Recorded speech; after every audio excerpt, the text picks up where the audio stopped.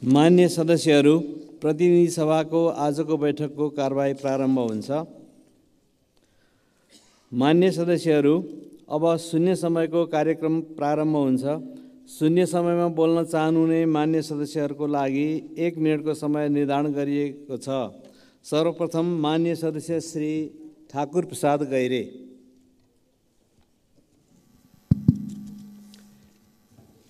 सम्माननीय सभामुख महोदय, नेपाली नागरिकलाई भुटानी शरणार्थी बनाएर विदेशमा पठाउने र त्यसबापत करोडौं असुल्ने भ्रष्टाचार गर्ने जघन्य अपराध हो। यो भ्रष्टाचारजन्य जघन्य अपराध मात्रै नभएर यो राष्ट्रघात हो, देशद्रोही काम हो। त्यसकारणले यस्तो काममा संलग्न मानिसहरू छिटोभन्दा छिटो कारबाहीको प्रक्रियामा ल्याइनुपर्छ, कारबाही गरिनुपर्दछ। यति मात्रै होइन कि हामीले सुनिरहेका छौँ विभिन्न समाचारहरूमा कि केही व्यक्तिहरू पक्राउ परेका छन्, केही व्यक्तिलाई र सांसदलाई वारेन्ट गरिएको छ, उहाँ भागिराख्नु भएको छ। केही सांसद जो नोटिसमा हुनुहुन्छ, समाचारमा आइराखेको छ, उहाँ सदनमै हुनुहुन्छ, सदनमा बोलिराख्नु भएको छ। यो के भएको हो? म यो सदन मार्फत, सभामुख मार्फत सरकारलाई यो विषयमा जाँचबुझ के भइरहेको छ, छानबिन के भइरहेको छ, यसमा संलग्न को हुन्, यो सरकारले के गरिरहेको छ? मान्य सदस्य श्री डोल प्रसाद अर्याल।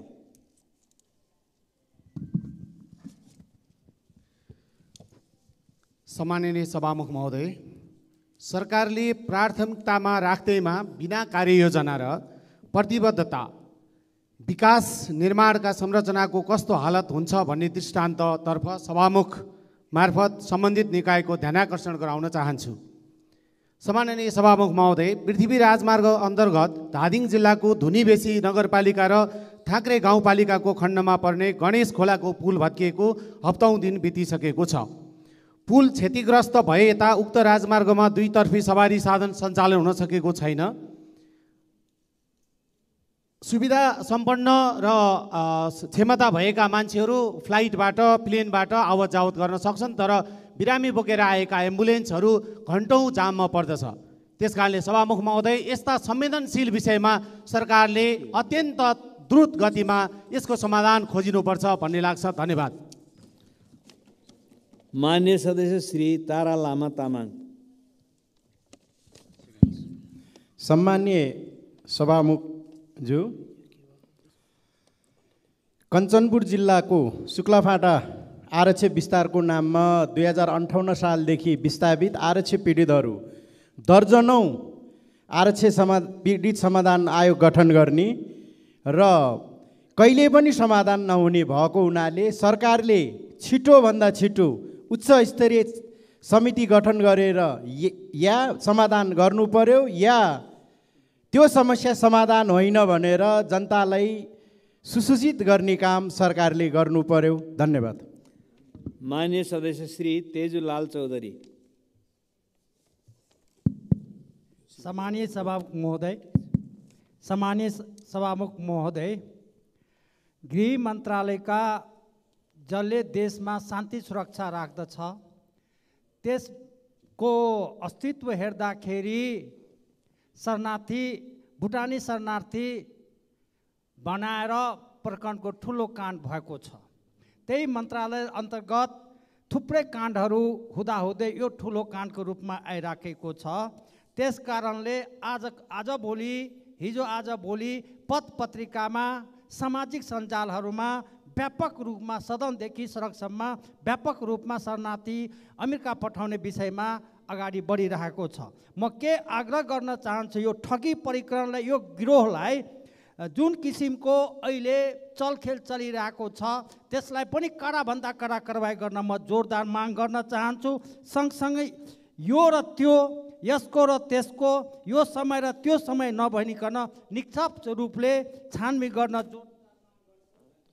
माननीय सदस्य डाक्टर तोसीमा कार्की। माननीय सभामुख महोदय, प्रश्न छ, यो सदन देश निर्माणको छलफल गर्ने ठाउँ हो कि एक भ्रष्टाचारीले अर्को भ्रष्टाचारीलाई जोगाउने प्रहसन स्थल हो? नेपाली नागरिकलाई भुटानी शरणार्थी बनाएर विदेश लैजाने काममा देशका ठुला ठुला निकाय र राजनेताहरू संलग्न भएको कुरा बाहिर आइरहेको छ। प्रहरीद्वारा पक्राउ पूर्जी जारी गर्दा समेत जोगाउन खोजिएको छ। एकले अर्कालाई जोगाइरहने, काण्ड गरिरहने अनि यो देश डुबाइरहने, अन्तर्राष्ट्रिय जगतमा समेत राष्ट्रलाई नै, राज्यलाई नै दलाल स्थापित गर्ने, अनि के मुखले अनुदान माग्न जाने? एक महिला माननीय संसदज्यूले भन्नुभयो टेप काण्डको अनुसन्धान माग गर्दा महिला विद्रोही भयो, महिला हिंसात्मक भयो, मलाई उत्तर दिनु पर्यो। भ्रष्टाचारमा कहाँनिर लिङ्ग जोडिएको हुन्छ? भ्रष्टाचार मात्र होइन, यहाँ चिनारी फेरेर राष्ट्रघात भएको छ, अपराध भएको छ, कारबाही हुनुपर्छ। सम्पत्ति सार्वजनिक गर्ने कुरा पनि उठ्यो। हामी सम्पूर्णले यो सदनलाई सम्पत्ति विवरण बुझाइसकेका छौँ। आजै तत्कालै वेबसाइट मार्फत सम्पत्ति विवरण सार्वजनिक गरियोस् र कर सहितको स्रोत खोज्न पनि निर्देशन दियोस्। धन्यवाद। माननीय सदस्य दामोदर पौडेल बैरागी।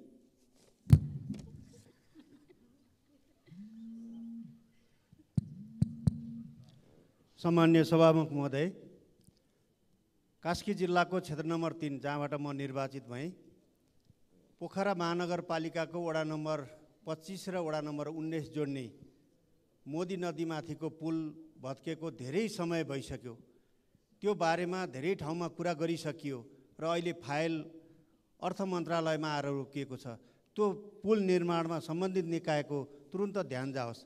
यसै गरी अन्नपूर्ण गाउँपालिकाको वडा नम्बर 5 र 6 जोड्ने धोतीखोला पुल र अन्नपूर्ण 6 र 8 जोड्ने मोदी नदीमाथिको पुल, बिरेठाँटी बजारको पुल जीर्ण अवस्थामा रहेको छ। यसबारेमा पनि सम्बन्धित निकायको ध्यानाकर्षण गराउन चाहन्छु। धन्यवाद। माननीय सदस्य श्री दामोदर भण्डारी। सम्माननीय सभामुख महोदय, 2079 साल माघ 30 गते मन्त्री परिषदको बैठकले सुदूरपश्चिम प्रदेशमा शहीद दशरथ चन्द स्वास्थ्य विज्ञान विश्वविद्यालय स्थापना गर्ने निर्णय गरेको थियो।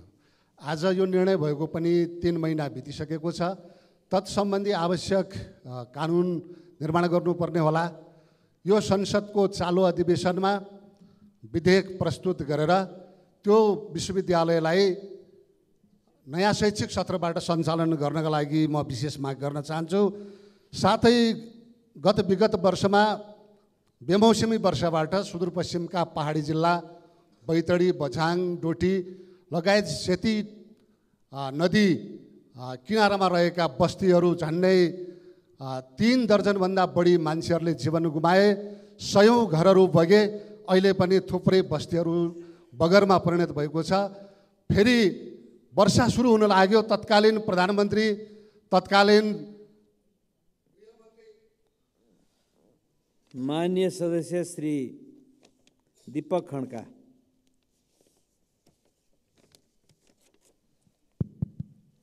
सम्मान्य सभामुख महोदय, सङ्खुवासभा जिल्ला चैनपुर नगरपालिका 9 स्थित चाडा बालबालिकाहरू विषसेवन गरेर उपाचारार्थ रहनु भएको छ। राजेन्द्र तामाङ, धनदोज तामाङ, मिसनलाल तामाङ र सुप्रिया तामाङ, यी 4 जना 3 वर्षदेखि 8 वर्षसम्मका बालबालिकाहरू भएको कारणले, उहाँ विपन्न परिवारबाट भएको कारणले यसमा नोबेल हस्पिटलमा उपचारार्थ भइराखेको कारण उहाँहरूको शीघ्र स्वास्थ्य लाभको पनि कामना गर्न चाहन्छु र माननीय सुनिल शर्माज्यूले केही सहयोग गर्नुभएको छ। यतिले पुग्दैन, अत्यन्त विपन्न परिवार भएका कारणले सरकारले पनि सहयोग गरोस्। म व्यक्तिगत हिसाबले पनि त्यहाँको जनप्रतिनिधि हुनाका नाताले सहयोग गर्ने प्रतिबद्धता जाहेर गर्न चाहन्छु, सहयोगको अपेक्षा गर्न चाहन्छु सरकारसँग। हेलिकप्टर दुर्घटना सङ्खुवासभामा हुँदै गर्दा भविन गुरुङको निधन भएको छ। हार्दिक श्रद्धाञ्जली व्यक्त गर्न चाहन्छु र हेलिकप्टरका चालक दलसहित बिरामी उपचारार्थ रहनुहुने व्यक्तित्वहरूको म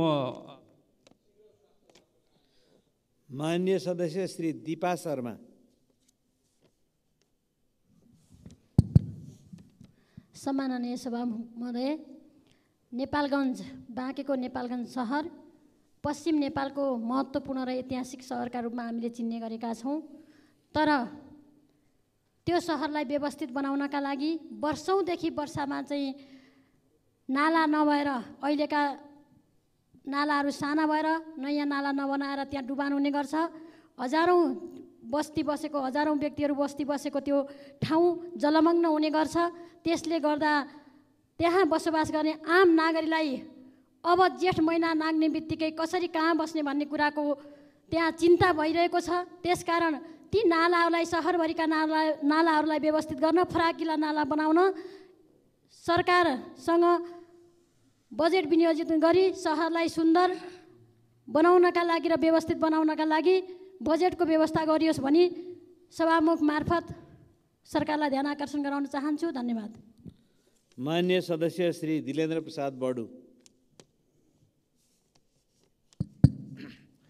सम्माननीय सभामुख महोदय, यही वैशाख 19 गते दार्चुला जिल्लाको ब्यास गाउँपालिका वडा नम्बर 1 छाङ्रु भोलुङमा यार्छा टिप्न गएका 13 जनाहरूमध्ये हिमपैह्रोमा परि 4 जनाको मृत्यु भएको छ भने 1 जना बेपत्ता भएका छन्। यस्तै वैशाख 25 गते साँझ चट्याङ परि शैली शिखर नगरपालिका 3 को दुबेडमा 1 जनाको मृत्यु भएको छ भने 2 जना घाइते भएका छन्। यसरी दुवै प्राकृतिक प्रकोपको घटनाका मृतकहरूप्रति हार्दिक श्रद्धाञ्जली व्यक्त गर्न चाहन्छु र साथै शोक सन्तप्त परिवारजनका प्रति हार्दिक समवेदना व्यक्त गर्छु। घाइतेहरूको शीघ्र स्वास्थ्य लाभको कामना साथै घाइतेहरूको निशुल्क उपचारका साथै मृतकका परिवारहरूलाई उचित राहत उपलब्ध गराउन समेत म नेपाल सरकारको गम्भीर ध्यान आकर्षण गर्न चाहन्छु। हस्, धन्यवाद। मान्य सदस्य श्री दुर्गा राई।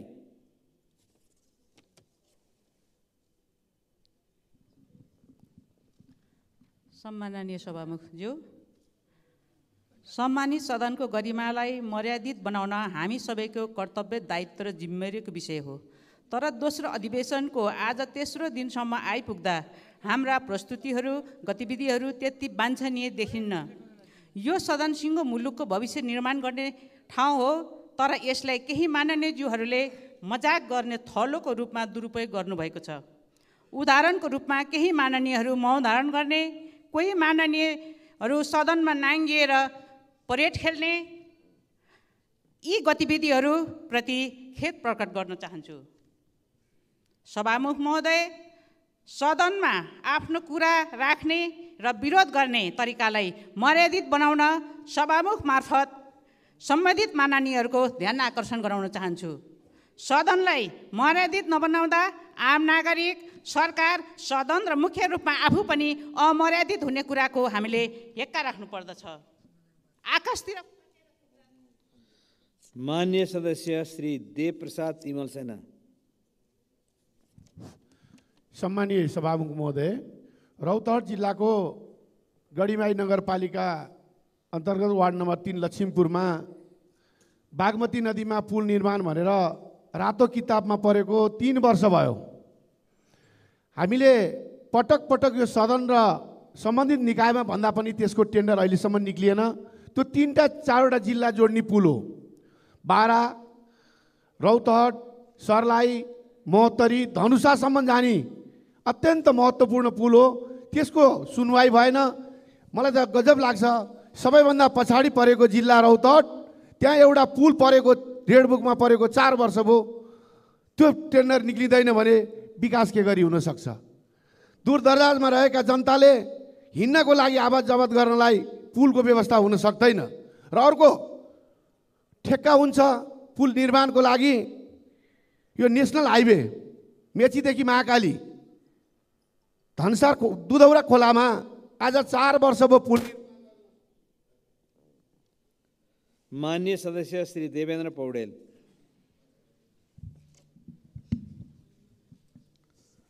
सम्माननीय सभामुख महोदय, सबैले सुनेकै घटना हो।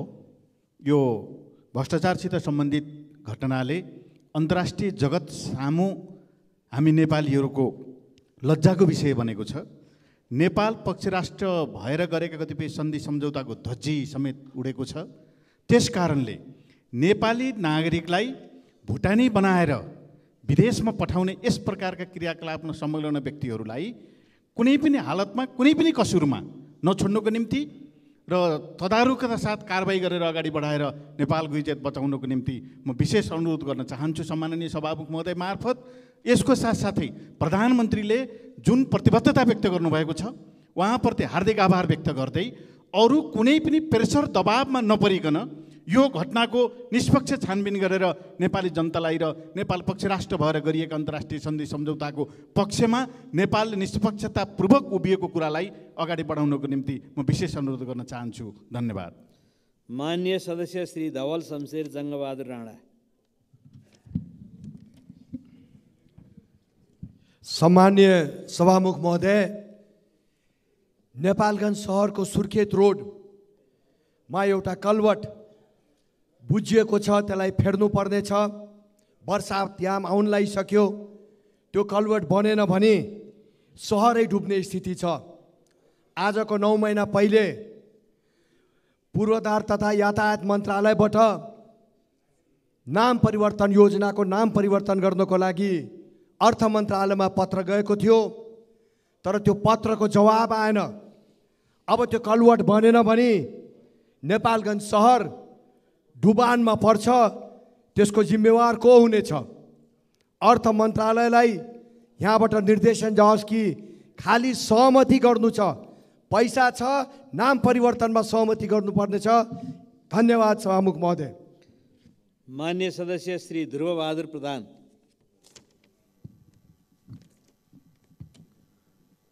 सम्माननीय सभामुख महोदय, नवलपरासी पश्चिम सुस्ता गाउँपालिका वडा नम्बर 4 नरसही र पक्लिहवा त्यो एरियामा ब्याङ्कले जग्गा धितो राखेर पैसा दिँदैन। त्यति मात्रै होइन, कुनै पनि आकस्मिक अवतरण हेलिकप्टर अवतरण गर्नु पर्यो भनेदेखि त्यो पनि गर्दैन। यसको कारण के रहेछ भने गुगल म्यापमा त्यो कुनै अर्कै देशमा पर्दो रहेछ। यसबारे सरकारले अत्यन्त प्राथमिकता दिएर छानबिन गरोस्। अर्को कुरो, आन्दोलनको क्रममा माओवादी र मधेस आन्दोलनको क्रममा कृषि विकास ब्याङ्क र राष्ट्रिय वाणिज्य ब्याङ्क सुरक्षाको कारणले बेलाटारीबाट बर्दघाट सरेका थिए। त्यसलाई पूर्ववत बेलाटारीमा सार्ने व्यवस्थाको लागि सभामुख मार्फत म अनुरोध गर्दछु। धन्यवाद। मान्य सदस्य श्री नागिना यादव। सम्माननीय सभामुख महोदय, अपाङ्ग भएका व्यक्तिको अधिकार सम्बन्धी ऐन 2074ले हिंसा पीडित र अपाङ्गता भएका व्यक्तिको न्यायमा पहुँचको अभिवृद्धि गर्नको लागि निशुल्क कानुनी सहायता, शीघ्र सुनवाई, उचित क्षतिपूर्ति, पीडित र साक्षीको संरक्षण, सुरक्षा लगायतको व्यवस्था गरेको छैन। त्यसैले 2074 ऐनलाई संशोधन गरी यी व्यवस्था सरकारले गरिनुपर्छ भन्ने मैले सभामुख मार्फत ध्यान आकर्षण गराए। हस्त। धन्यवाद। मान्य सदस्य श्री नारायण प्रसाद आचार्य। सम्माननीय सभामुख महोदय, नेपालको संविधानको धारा 51J मा नागरिकको आधारभूत आवश्यकता पूरा गर्न स्वास्थ्य बिमा उपलब्ध गराउने र स्वास्थ्य सेवाको पहुँच सुनिश्चित गर्न उल्लेख भएसँगै स्वास्थ्य बिमा कार्यक्रम लागू भएको थियो। तर लागू भएको यति वर्ष बितिसक्दा समेत यो सेवा लिन जनतालाई शास्ति बेहोर्नु परेको छ। स्वास्थ्य बिमा बारे बारम्बार प्रश्न उठिरहँदा पनि त्यसको सेवा प्रक्रिया सही रहेको जटिलतालाई व्यवस्थापन गर्न यो सरकारले नसकेको अथवा नचाहेको। राज्यबाट सञ्चालन भएका सबै स्वास्थ्य संस्थाहरूमा स्वास्थ्य बिमा सेवा अनिवार्य सञ्चालन गर्न सभामुख मार्फत सरकारको ध्यानाकर्षण गर्न चाहन्छु। डायलिसिस, क्यान्सर लगायत दीर्घ रोगीहरूलाई तत्काल ध्यान पुगोस्। रामपुर नगरपालिका 5, 6, 7 मा 662 लाल पूर्जा वितरण भएको छ। राजस्व 12 करोड जम्मा भएको छ। 400 पूर्जा वितरण गर्ने तयारीमा छ। तर पनि फिल्ड बुक अभिलेख नहुँदा ऋण गरी राजस्व जम्मा गर्ने अन्यलमा हुनुहुन्छ। तत्काल सबै काम पूरा गर्न सम्बन्धित निकायको। मान्य सदस्य श्री नारायणी शर्मा।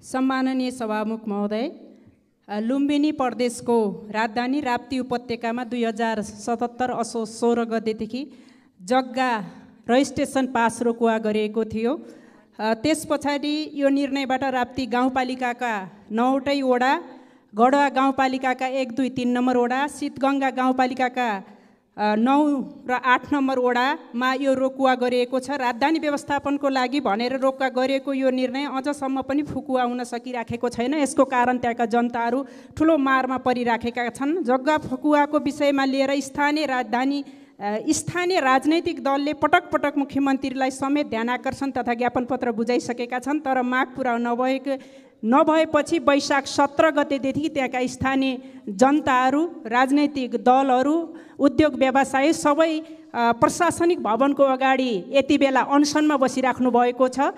यो समस्या हल गर्नको निम्ति म सम्पूर्ण यो सदनलाई र सम्माननीय सभामुख मार्फत ध्यान आकर्षण गर्न चाहन्छु। धन्यवाद।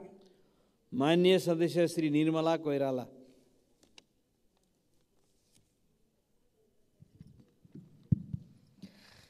सम्मानीय सभामुखज्यू, तराई मधेसमा गरिबीको रेखामुनि रहेका महिलाहरूको अवस्था अत्यन्त दयनीय छ। अशिक्षा, गरिबी र अभावका कारण महिलाहरूले विभिन्न हिंसाहरू भोगिरहेका छन्। दाइजो प्रथा अझै पनि जरा गाडेर बसेको छ। बेटी बचाऊ बेटी पढाऊ भन्ने नारामै सीमित छ। थुप्रै छोरीहरू अहिले पनि विद्यालय जाने उमेरमा डोली चढ्न बाध्य छन्। तराई मधेसका महिलाहरूको जीवन सुरक्षित बनाउन र आय आर्जन बढाउन खालका नीति तथा कार्यक्रम बनाई महिलाहरूको स्तर उन्नति गर्नको लागि बजेट छुट्याई महिलाहरूलाई मान्छे भएर बाँच्न पाउने अवस्थाको सिर्जना गर्न सम्बन्धित निकायको ध्यान आकर्षण गराउन चाहन्छु। धन्यवाद। माननीय सदस्य श्री निशा डाङ्गी।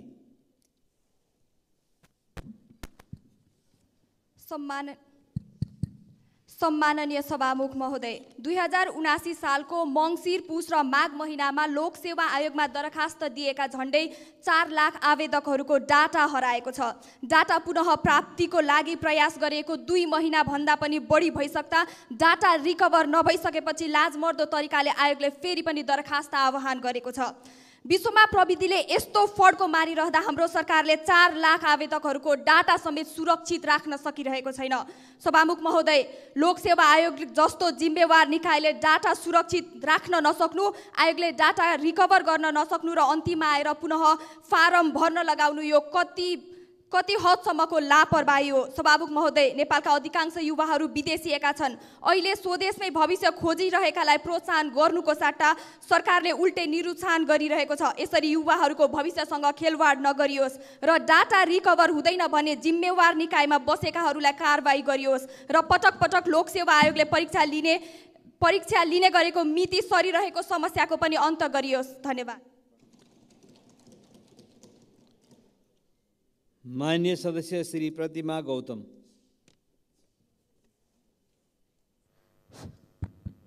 सभामुख महोदय, काठमाडौँको कर्णाली भनेर चिनिने काठमाडौँ उत्तर पूर्व भेग शङ्करापुर नगरपालिका, नाङ्लेभारी, लप्सेफेदी, धारापानी, पटाप क्षेत्र कृषि र पर्यटनको राम्रो सम्भावना बोकेको हिम श्रृङ्खलाको दृश्यावलोकन गर्न सकिने सिन्धुपाल्चोकको सिमाना पर्दछ। सभामुख महोदय, त्यहाँ स्वास्थ्य, उच्च शिक्षा, सार्वजनिक यातायात अहिलेसम्म पहुँचमा पुगेको छैन। 2046 सालको परिवर्तनसँगै तत्कालीन जनआन्दोलनका कमान्डर गणेशमान सिंहको अनुरोधमा तत्कालीन जिल्ला विकास सभापति तीर्थबहादुर केसीले सुरुवात गर्नुभएको धारापानी, पटाप, कुण्डेश्वर, गणेशमान सिंह लोकमार्ग, काठमाडौँ हेलम्बु राजमार्ग, मध्य पहाडी लोकमार्ग, बाहुने पाटी र सिन्धु खोलासँग जोडिने वैकल्पिक सहायक राजमार्गको रूपमा प्रयोग गर्न सकिने बाटो कालोपत्रे गर्नका लागि सरकारसँग बजेट विनियोजन गरियोस् भनी सभामुख मार्फत सरकारको ध्यान आकर्षण गराउन चाहन्छु। सभामुख महोदय, धन्यवाद। माननीय सदस्य श्री प्रतीक्षा तिवारी। सम्माननीय सभामुख महोदय, हामीलाई राम्ररी थाहा छ कि हाम्रा नेपालका कुनै पनि नागरिकता विहीन बन्न नपरोस् भन्ने कुरा। र सम्माननीय सभामुख महोदय, आज म दुःखका साथ भन्न गइरहेको छु कि वास्तवमा हाम्रा जन्मसिद्ध नागरिकका सन्तान, आमा नेपाली, बुवा नेपाली, जन्मसिद्ध नागरिकता भएकै कारण आज छोराछोरीहरू उनको भाग्य र भविष्य अन्धकारमा परेको छ। जन्मसिद्ध नागरिकका सन्तानले नागरिकता विहीन भएका छन् र म सम्बन्धित निकायलाई सम्माननीय सभामुख महोदय मार्फत अविलम्ब जन्मसिद्ध नागरिकका सन्तानले नागरिकता प्राप्त गर्नको लागि व्यवस्था मिलाइयोस् भन्न चाहन्छु। र सामान्य सभामुख महोदय, हामीले पटक पटक उठाएका छौँ, शून्य समय र विशेष समयमा उठाएका हाम्रा आवाजहरू, जनताका आवाजहरू शून्य सीमितमा नराखियोस्, कार्यान्वयन पक्षलाई ध्यान दियोस्। मान्य सदस्य श्री प्रदीप पौडेल। सम्माननीय सभामुख महोदय, काठमाडौँका धेरैजसो सडकहरू अलपत्र छन्।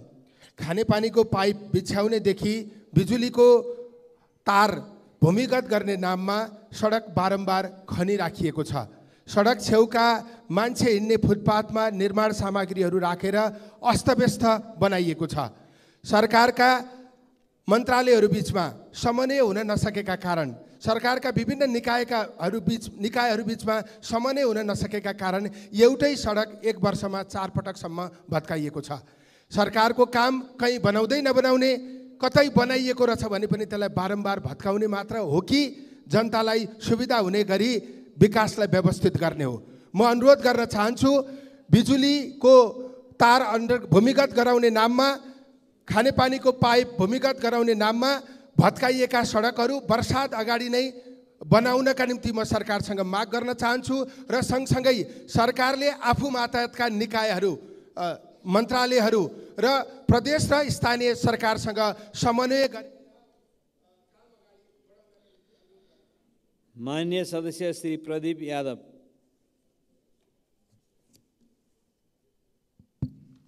सम्मानीय सभामुख महोदय, नेपाली नागरिकलाई नक्कली भोटाटी शरणार्थी बनाई करोडौँ रकम वसुल्ने मुद्दामा फरार रहनुभएका माननीय टोप बहादुर रायमाझी हालसम्म पक्राउ पर्नुभएको छैन। यदि उनी दोषी छैन भने प्रहरीबाट किन लुकेर बसेका छन्? लुक्नु भनेको उनको यस प्रकरणमा कुनै न कुनै संलग्न भएको पुष्टि गर्दछ। उनका छोरा पक्राउ पर्नुले यसले थप बल पुगेको अवस्था छ। त्यसैले नेपाल प्रहरीले उनलाई नियन्त्रणमा लिएर छिटोभन्दा छिटो कानुनको दायरामा ल्याउनु पर्ने हुन्छ। नभए प्रहरीको काममाथि नै हामीले प्रश्न गर्ने अवस्था सृजना हुन सक्छ। टोप बहादुर नेपालमै रहेको र प्रहरीसँग सम्पर्कमा रहेको समेत हल्ला चलेको छ। यसले पुरा प्रकरणको अनुसन्धानलाई नै शङ्काको घेरामा ल्याउन सक्छ। टोप बहादुर रायमाझी पक्राउ पर्दै यस प्रकरणमा संलग्न जो कोहीलाई पनि कानुनको दायरामा ल्याएर दोषी देखिए कडा कारवाही गर्नुपर्छ। किनभने आज यो प्रकरणले अन्तर्राष्ट्रिय मञ्चमा नेपालको छवि बिग्रेको छ। नेपालीलाई नक्कली भोटाटी शरणार्थी बनाएर पठाउने विषयले देशको अन्तर्राष्ट्रिय स्तरमा बेइज्जती हुने अवस्था आएको छ। देश माननीय सदस्य श्री प्रभु हजारा दुसाद। सम्माननीय सभामुख महोदय, यो अहिले बजेट विनियोजित विधेयक प्रस्तुत भइसकेका छ र 5 वर्ष अगाडिदेखि पर्सा जिल्लाको पोखरिया नगरपालिकालाई स्मार्ट सिटी घोषणा गरिएको छ। तर पटक पटक बजेटमा विनियोजित भएको रकमहरू चाहिँ त्यहाँ उपलब्ध गराइएको छैन। म अहिले माननीय शहरी विकास मन्त्री र माननीय अर्थमन्त्रीज्यूलाई आग्रह गर्न चाहन्छु, पोखरियाको स्मार्ट सिटीको रकम यसपालिको बजेटमा विनियोजित गरेर त्यसलाई स्मार्ट सिटी बनाउने कामतिर अगाडि बढाइयोस्। सँगसँगै हिजो मात्र धादिङका एउटा दलित बच्चाले जान गुमाउनु परेको छ फिस नतिरेर। वास्तवमा यो एकदम अहिलेको बेलामा 21औं शताब्दीको बेलामा एकदम यो लाजमर्दो कुरो हो। फिस नतिरेर बच्चाहरू, जबकि दलित बच्चाहरूलाई सरकारी विद्यालय र निजी विद्यालयहरूमा निःशुल्क कुरोहरू गरिएको छ, छात्रवृत्तिका कुरोहरू गरिएको छ, र यसरी फिस नतिरेर जान गुमाउनु परेको छ। यो यतातिर कारवाहीको प्रक्रियाहरू अगाडि बढाउनु पर्ने म सभामुख मार्फत म सम्बन्धित व्यक्तिलाई अनुरोध गर्न चाहन्छु। त्यो विद्यालयलाई कारवाहीको प्रक्रिया अगाडि बढाउनलाई, यसरी जान गुमाउनबाट। माननीय सदस्य श्री प्रेमबहादुर महर्जन। सम्माननीय सभामुख महोदय, संसारकै लामो जात्रा रातो मच्छिन्द्रनाथको रथ पुल्चोकबाट तानेर लगिखेल पुर्याएको छ। जात्राको अन्तिम दिन जाउलखेल पुगेर राष्ट्राध्यक्षको समेत उपस्थितिमा जात्रा सम्पन्न हुने गर्दछ। लिच्छवीकालीन अवस्थामा 12 वर्षसम्म काठमाडौँ उपत्यकामा पानी वर्षा नहुँदा भारतको कामा र कामाक्षीबाट नेपाल मण्डलमा ल्याएका रातो मच्छिन्द्रनाथको रथ इतिहासकै लामो जात्रा र ऐतिहासिक महत्त्व भएको हुँदा यस जात्रालाई र यस रातो मच्छिन्द्रनाथको रथलाई युनेस्कोमा विश्व सम्पदा सूचीमा अङ्कित गर्नका निमित्त म संस्कृति पर्यटन तथा नागरिक उड्डयन मन्त्रालयको ध्यान आकर्षण गराउन चाहन्छु। हस्, धन्यवाद। माननीय सदस्य श्री प्रेम सुवाल। सभामुख महोदय मार्फत प्रधानमन्त्रीज्यूलाई यो संसदमा स्पष्ट गराउनु पर्ने केही विषय राख्न चाहन्छु। नेपालीलाई भुटानी शरणार्थी बनाई मानव बेचबिखन गर्ने र अरबौं ठगी गर्नेहरू को हुन् र प्रधानमन्त्रीज्यूले फिल्म देखाउने भन्नुभएको थियो। अहिले दाहालजी, देउबाजी, ओलीजीको मिटिङ भइरहेको हो, त्यो फिल्म देखाउनकै लागि हो कि एउटा स्पष्ट हुनुपर्ने। अर्को, खोपो विश्वविद्यालयको विधेयक दर्ता भएर सांसदहरूलाई वितरण भइसकेको अहिलेसम्म किन रोकिन्छ? अरू सबै आउने, खोपो विश्वविद्यालय किन आउँदैन? खानेपानी मुहान भक्तपुरको बागेश्वरी र नगरकोट बिचको जङ्गल बिगारेर माथि बागेश्वरीमा मजुवामा खेल मैदान बनाउनेहरूलाई किन कारबाही हुँदैन र यो खोलामा पानी बर्खाको जम्मा गर्ने गरी एउटा ड्याम बनाउनको लागि बजेट व्यवस्था हुनु पर्यो। धन्यवाद। माननीय सदस्य श्री बलराम अधिकारी।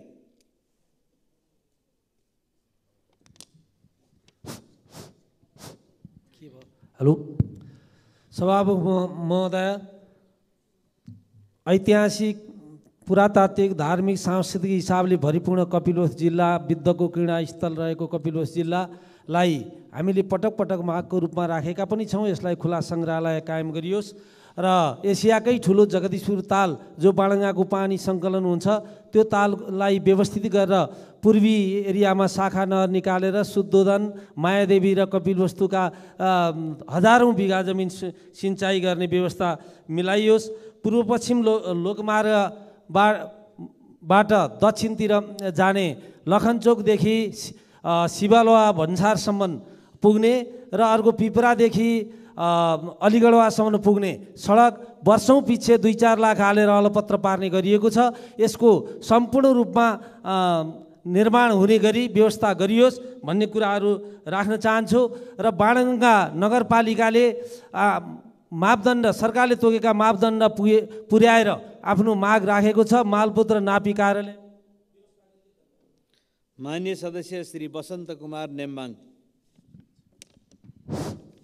सभामुख महोदय, एकातिर म प्रधानमन्त्री र अर्थमन्त्रीज्यू आगामी आर्थिक वर्षको बजेट बनाउँदा पूर्वाधार निर्माणमा रकमको अभावले बजेट विनियोजन गर्न सकिँदैन भन्ने संसद समक्ष अनुरोध गर्नुहुन्छ। अर्कोतिर विगत सरकारहरूले यो देशका ठुल्ठुला भौतिक पूर्वाधार र महत्त्वपूर्ण निर्माणका क्षेत्रहरूलाई अगाडि बढाएको कुराहरू सर्वविदितै छ। ती सबै आज ठप्प छन्। प्रत्येक जिल्लामा कुनै न कुनै बाटो, पुलहरू, भवनहरू सबै अस्तव्यस्त छन्, निर्माण हुन सकेका छन्। यसका दुईटा कारणहरू: कार्यान्वयन गर्ने निकायको लापरवाही, सरकारको गम्भीर निरीक्षण नहुनु, त्यसदेखि बाहेक निर्माण व्यवसायीहरूको लापरवाही र हेलचेक्राइ। यसले गर्दाखेरि जनताहरूको आशामा तुषारपात भएको छ, पर्यावरण वातावरणमा तुषारपात भएको छ, अस्तव्यस्त छ। सरकारले लगानी गरेको रकमको प्रतिफल प्राप्त हुन सकेको अवस्था छैन। जनताहरू सुविधाबाट वञ्चित छन्।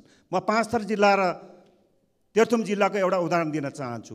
जोगबनीबाट पाँचथर जिल्ला हुँदै धनकुटा हुँदै ताप्लेजुङदेखि टिपटाला चीनमा पुग्ने महत्त्वपूर्ण तम्बर करिडोर बाटोबाट।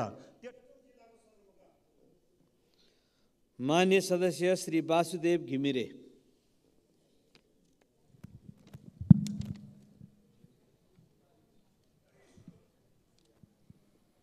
सम्माननीय सभामुख महोदय, बुटोल नारायणगढ सडक पूर्व पश्चिम राजमार्गको सबैभन्दा व्यस्त सडक खण्ड हो, जहाँ दैनिक 50,000 भन्दा बढी सवारी साधन गुड्छन्।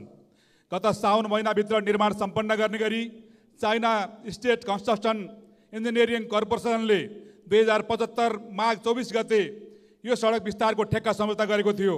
तर सम्झौताको 4 वर्ष बितिसक्दा 114 किलोमिटरको यो सडकको 30% काम मात्र पुरा भएको छ। सडक निर्माणमा ढिलाइ हुँदा यात्रुहरू अत्यन्त कष्टकर यात्रा गर्न बाध्य छन्। 2 घण्टाको सडक यात्रा गर्न अहिले 7 घण्टासम्म लाग्ने गरेको छ। समयमै निर्माण सम्पन्न नहुँदा धुलोले स्थानीय बासिन्दा र यात्रुहरूको स्वास्थ्यमा गम्भीर असर परिरहेको छ। यो सडकमा गुड्ने सवारी साधनले पेट्रोलियम पदार्थ बढी खपत गर्दा र बिग्रिँदा प्रत्यक्ष अप्रत्यक्ष रूपमा करोडौँ रकम विदेशिएको छ। यसर्थ सभामुख महोदय, यो सडक निर्माणमा खेलाची नगरी यथाशीघ्र निर्माण सम्पन्न गराउन म सरकारको गम्भीर ध्यान आकर्षण गराउँछु। धन्यवाद। माननीय सदस्य श्री विनिता कठायत। सम्माननीय सभामुख महोदय, सिजा उपत्यका ऐतिहासिक जुम्ला राज्यको राजधानी तथा खस राज्यको उत्पत्ति र नेपाली भाषाको उद्गम स्थल समेतका दृष्टिले उति नै महत्त्व राख्ने क्षेत्र पनि हो। धार्मिक तथा ऐतिहासिक पर्यटनका लागि आकर्षक गन्तव्य भौगोलिक विविधता युक्त मेरो प्रदेश चीन र भारतको ठुलो जनशक्ति युक्त बजार उच्च मूल्य प्राप्त हुने कृषि तथा जडीबुटी जन्य वस्तुहरूको उत्पादनको केन्द्रको रूपमा परिचित जलविद्युतको लागि अधिक सम्भावना भएको मेरो प्रदेश खनिज पदार्थको भण्डार हो जुम्ला सिजा। प्रसारको अभावमा ओझलमा परेको जुम्लाको प्रमुख पर्यटकीय गन्तव्य सिजा पर्यटकको पर्खाइमा छ। जनशक्ति सिँचाइ सुविधा आधुनिक प्रविधि भौगोलिक विकटताका कारण उत्पादित वस्तुहरूको बजारसम्म ढुवानी गर्न उपयुक्त भौतिक पूर्वाधार व्यापार पूर्वाधारको विकासका कमीले गर्दा जुम्ला सिजा उपत्यका आज नै पिछडिन बाध्य छ। सरकारले कहिले हो यो उपत्यकाको भौतिक आर्थिक सामाजिक शैक्षिक तथा स्वास्थ्य स्तरमा ध्यान दिने? हामी माननीय सदस्य श्री दीपक गिरी।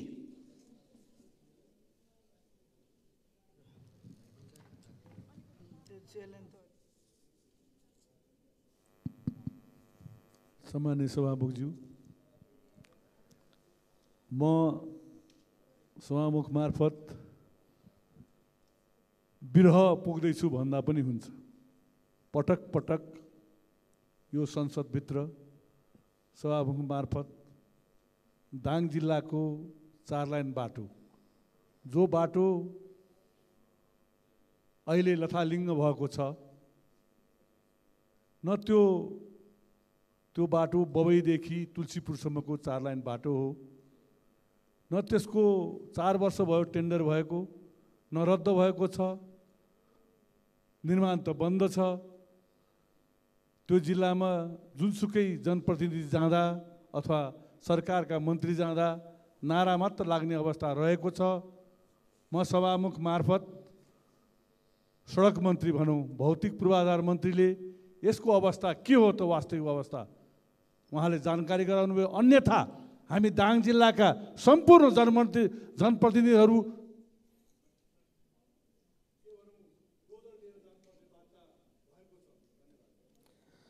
मान्य सदस्यहरू, शून्य समयमा बोल्ने क्रम यही समाप्त हुन्छ। मान्य सदस्यहरू, अब आर्थिक वर्ष 2080-81 को लागि विनियोजन विधेयकका सिद्धान्त र प्राथमिकता सम्बन्धमा कर प्रस्ताव बाहेक माथिको छलफल जारी रहन्छ। मान्य सदस्यहरू, यस छलफलमा विनियोजन विधेयकका सिद्धान्त र प्राथमिकतामा मात्र सीमित भई छलफल हुने बेहोरा जानकारी गराउँछु। सर्वप्रथम माननीय सदस्य श्री राजेन्द्र बजगाई, समय 8 मिनट। म उहाँलाई बोल्न समय दिन्छु।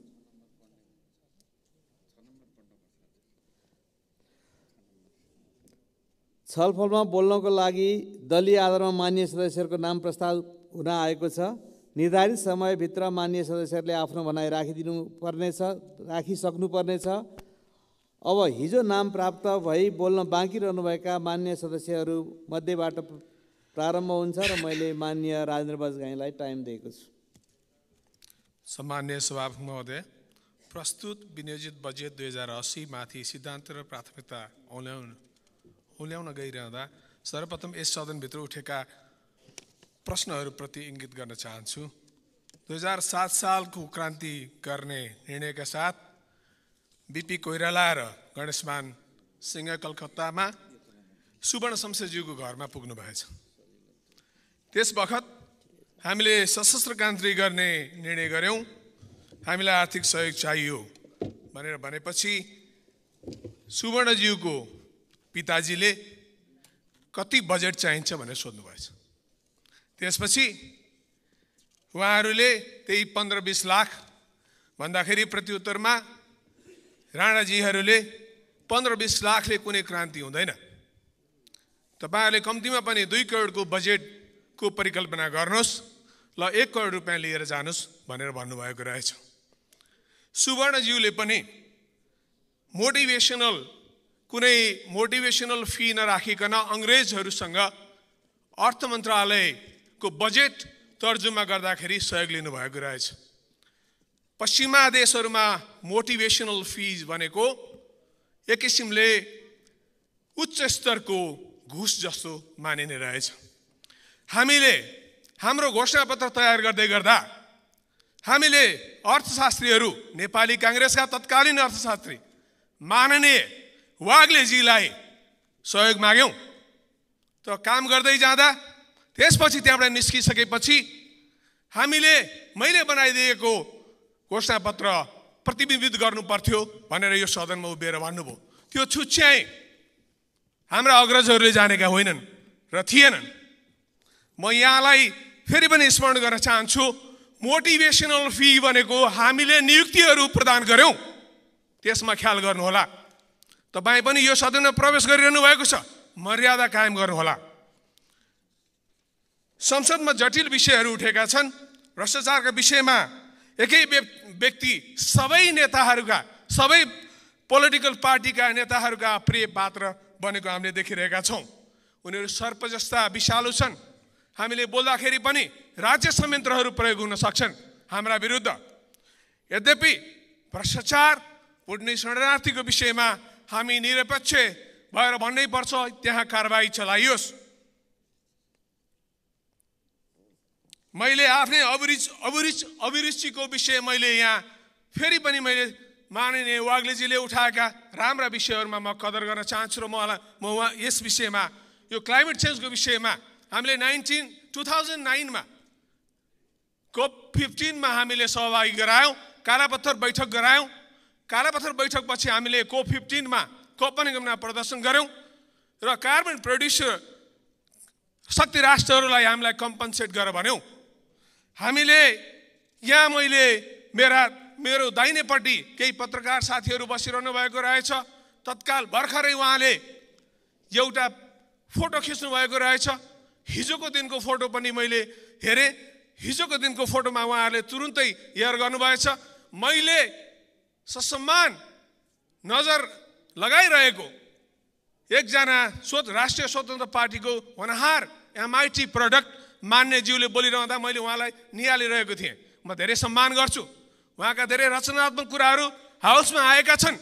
त्यसैलाई लिएर अहिले तत्काल के भनिएको थियो भने मेरो तस्बिर राखेर केही गँवार मान्नेहरू, विद्वान मान्नेहरूलाई हेरेर ठुलो लजाइरहेका छन् भनेर त्यो अतिशय युक्ति वस्तुहरू पनि यहाँ प्रसारित भइरहेका छन्। यसकारणले पनि म सम्माननीय सभामुख महोदयलाई यो आग्रह गर्न चाहन्छु, यो सदनमा कस्तो पत्रकारिता प्रवेश गरिरहेको छ? यो सदन हाम्रो हो, यसको गरिमा अक्षुण्ण हुनुपर्छ। त्यसकारणले गर्दा म यहाँ ध्यान आकृष्ट गराउन चाहन्छु।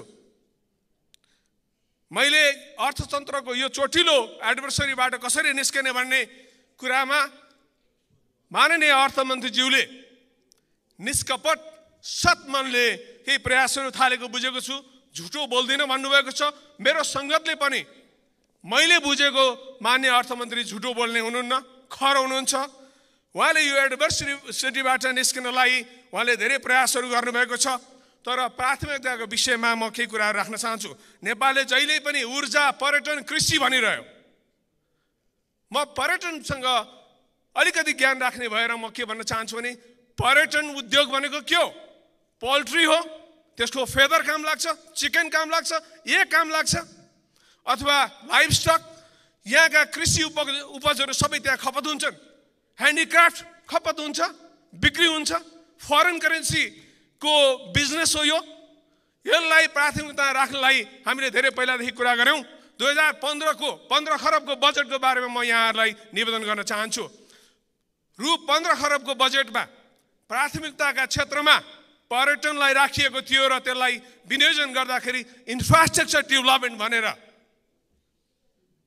0.17% अथवा 1 अरब 67 करोड बजेट विनियोजन भएको थियो। म यहाँलाई स्मरण गर्न चाहन्छु, फेरि त्यही दृष्टान्त त्यही बोलिरहन्छस् भन्नुहोला। म यहाँहरूलाई फेरि पनि भन्न चाहन्छु, जबसम्म यसमा ध्यान आकृष्ट हुँदैन तबसम्म म डरको साथ यहाँ उभिएर भन्न चाहन्छु कि पर्यटन क्षेत्र मात्रै यस्तो क्षेत्र हो, यो मौलिक छ। यसका इन्फ्रास्ट्रक्चर डेभलपमेन्टमा हामीले ध्यान दिएनौँ भने हामी कहीँ पुग्ने छैनौँ। त्यसकारणले गर्दा 2015 गरेको जस्तो विनियोजन म यहाँहरूलाई मलेसिया फेरि लान्छु, फेरि त्यही उदाहरण प्रस्तुत गर्न चाहन्छु। 2005 मलेसियाले भिजिट मलेसिया, मलेसिया ट्रुली एसियाको अवधारणा ल्यायो। 2005बाट 2007सम्म त्यसको चाहिँ योजना तर्जुमा गर्यो। 2007मा एनाउन्स गर्यो। 2007, 8, 9, 10, 11 मलेसियाले इन्फ्रास्ट्रक्चर डेभलपमेन्टमा खर्च गर्यो। कुल बजेटको 60% खर्च गर्यो। मलेसिया अहिले घुम्न जाँदाखेरि पनि त्यही मलेसिया छ। प्रायोरिटी के हो? ऊर्जाको विषयमा कुरा गर्दाखेरि अहिले ऊर्जामा हाइड्रोजन उत्पादनको लागि फोर्स्क्यू मेटल कम्पनी आएको थियो अस्ट्रेलियाबाट। त्यो कहाँ गयो? 2020मा नेपालमा आएर आफ्नै जहाज लिएर आएर धेरै ठुलो रिसर्चहरू गरे। लगानी बोर्डमा त्यो फाइल कतै लुकेर बसेको छ भने त्यो उत्खनन गर्नुपर्छ।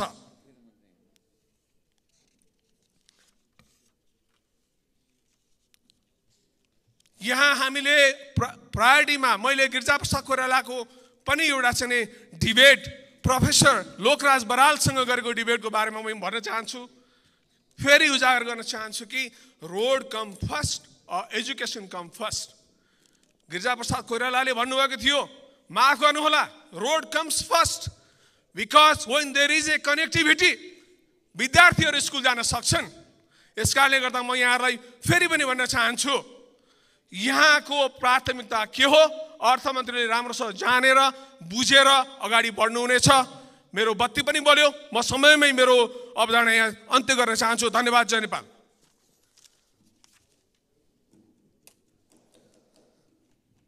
माननीय सदस्य श्री प्रेमबहादुर महर्जन, समय 4 मिनट। त्यसपछि माननीय सदस्य श्री वासुदेव घिमिरे।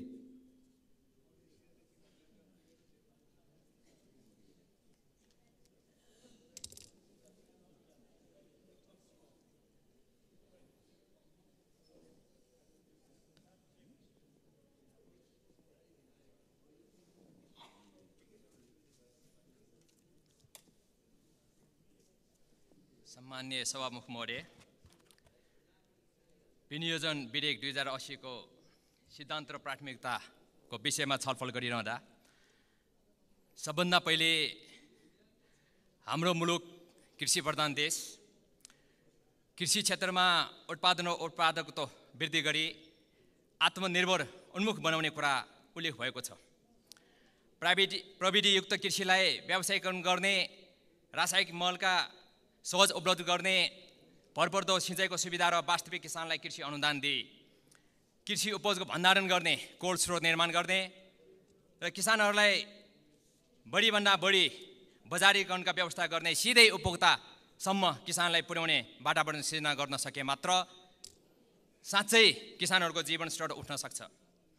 र सरकारले कृषि आधुनिकीकरणमा 26 अरब खर्च गरे पनि उत्पादन सुस्त देखिएको छ। कृषि क्षेत्रको उत्पादकतामा वृद्धि गर्न लगभग 2073-74 साल सञ्चालनमा ल्याइएको परियोजना हालसम्म 26 अरब 35 करोड खर्च भएको र धान, चामल, मकै, गहुँ, आलु, केरा, स्याउ, सुन्तला लगायत खाद्य वस्तुमा आयातमै निर्भर हुनु परेको छ। र त्यस्तो अवस्थामा गत 6 महिनाभित्रै धान, चामल 18 अरब 63 करोडको आयात भएको छ, मकै 6 अरब 60 करोडको, गहुँ 66 करोडको, आलु 5 अरब 39 करोडको, केरा 23 करोडको र सुन्तला 1 अरब 5 करोडको, यसरी प्याज आयात लगायत 2 अरब 69 करोडको आयात भएको देखिन्छ। यी मात्र जोड्ने हो भने पनि 35 अरब 25 करोडभन्दा बढी खाद्यान्न, तरकारी, फलफुल आयात भएको पाइन्छ र कृषि अनुदानबाट प्राप्त उपलब्धि ज्यादै न्यून भएकोले तोकिएको वस्तु उत्पादनमा जोड दिनु अहिलेको लागि जरुरी छ। त्यस हिसाबले हामीले काठमाडौँ उपत्यकाको मलिलो माटोमा धेरै यहाँका तरकारी, खेती, धान, गहुँ, आलु उत्पादन गर्न सकिने अवस्था छ। तर काठमाडौँ उपत्यकाका छिमेकी जिल्लाहरूबाट उत्पादन हुने तरकारी, नेपालमा उत्पादन हुने फलफुललाई केन्द्र भागमा ल्याउन उपत्यका जोड्ने सडक निर्माणलाई प्राथमिकताका आधारमा स्तर उन्नति भएमा अर्ग्यानिक तरकारी उपभोग गर्न पाउने व्यवस्थाको लागि हामीले आवश्यक योजनाको व्यवस्था गर्न सक्नुपर्छ र रैथाने बाली र प्राङ्गारिक तथा प्राकृतिक प्रविधिमा आधारित खेतलाई प्रोत्साहन गर्ने गाउँ र सहरलाई जोड्ने धेरै बाटो सडकमा नभई गाउँ र सहर संस्कृति उत्पादन र बजारीकरणको हिसाबले पनि जोडिएको हुन्छ र यी सबैलाई जोड्ने हो भने मैले पनि आफ्नो क्षेत्रलाई केन्द्रित गरेर भन्नुपर्दा कृषि उत्पादनलाई ग्रामीण क्षेत्रबाट सहरको केन्द्र भागसम्म पूर्वाधारको विकासलाई समेत ध्यान दिने हो भने ललितपुरको ग्वारको इमादोलदेखि लुबो लामातर लाकोरे भन्ज्याङसम्मको बाटोलाई सहज रूपमा विकास गर्नुपर्ने देखिन्छ।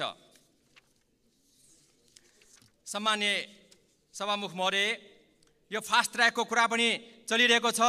यसलाई चाहिँ चाँडोभन्दा चाँडो चाहिँ काठमाडौँ तराई द्रुत मार्गलाई चाहिँ बनाउनु पर्ने अवस्था छ र त्यसै गरी हामीले पर्यटन विकासको हिसाबले कुरा गर्ने हो भने काठमाडौँ ललितपुरको भक्तपुरको एउटा ऐतिहासिक एउटा कला संस्कृतिलाई जगेर्ना गरेर हामीले यी पर्यटन क्षेत्रमा विकास गर्न सक्यौँ भने यहाँ थुप्रै होमस्टेहरू चलेका छन्। यिनीहरूलाई चाहिँ हामीले टुरिस्ट आगमनमा व्यवस्थित रूपले चलाउन सक्छौँ। त्यसै गरी निजी क्षेत्रबाट सञ्चालित नेपाल आर्ट भिलेजले गोदावरी नगरपालिका वडा नम्बर 6 छम्पे स्ट्रिट विश्वकै ठुलो 72 फिट उचाइ र 58 फिट चौडाइ 65 टन पञ्चधातुबाट बनेको भैरवको मुखाकृति सहितको कलाग्राम निर्माण भइरहेको छ। समय सकियो। मैले सकाउन लागेको छु र विशेषतया यो मेरो भनाइ यति मात्र हो कि हामीले विभिन्न ठाउँलाई हेर्ने हो भने ललितपुरको लुबु क्षेत्रमा सुती कपडाको व्यवसायलाई चाहिँ हामीले प्रवर्धन गर्नका निमित्त ग्रामीण क्षेत्रमा हुने एउटा औद्योगिक ग्राम बनाउन सकिन्छ र त्यहाँबाट उत्पादन हुने थुप्रै हाम्रा कपडाहरूलाई अमेरिका तथा फ्रान्समा निर्यात गर्न सकिन्थ्यो। त्यसकारण हामीले ग्रामीण क्षेत्रमा पनि यी कुराहरूलाई व्यवस्थित गर्नका निमित्त म अनुरोध गर्दै आफ्नो भनाइ अन्त गर्छु। हस्, धन्यवाद। मान्य सदस्य श्री वासुदेव घिमिरे, समय 4 मिनेट। त्यस पछाडि मान्य सदस्य श्री सूर्यप्रसाद ढकाल।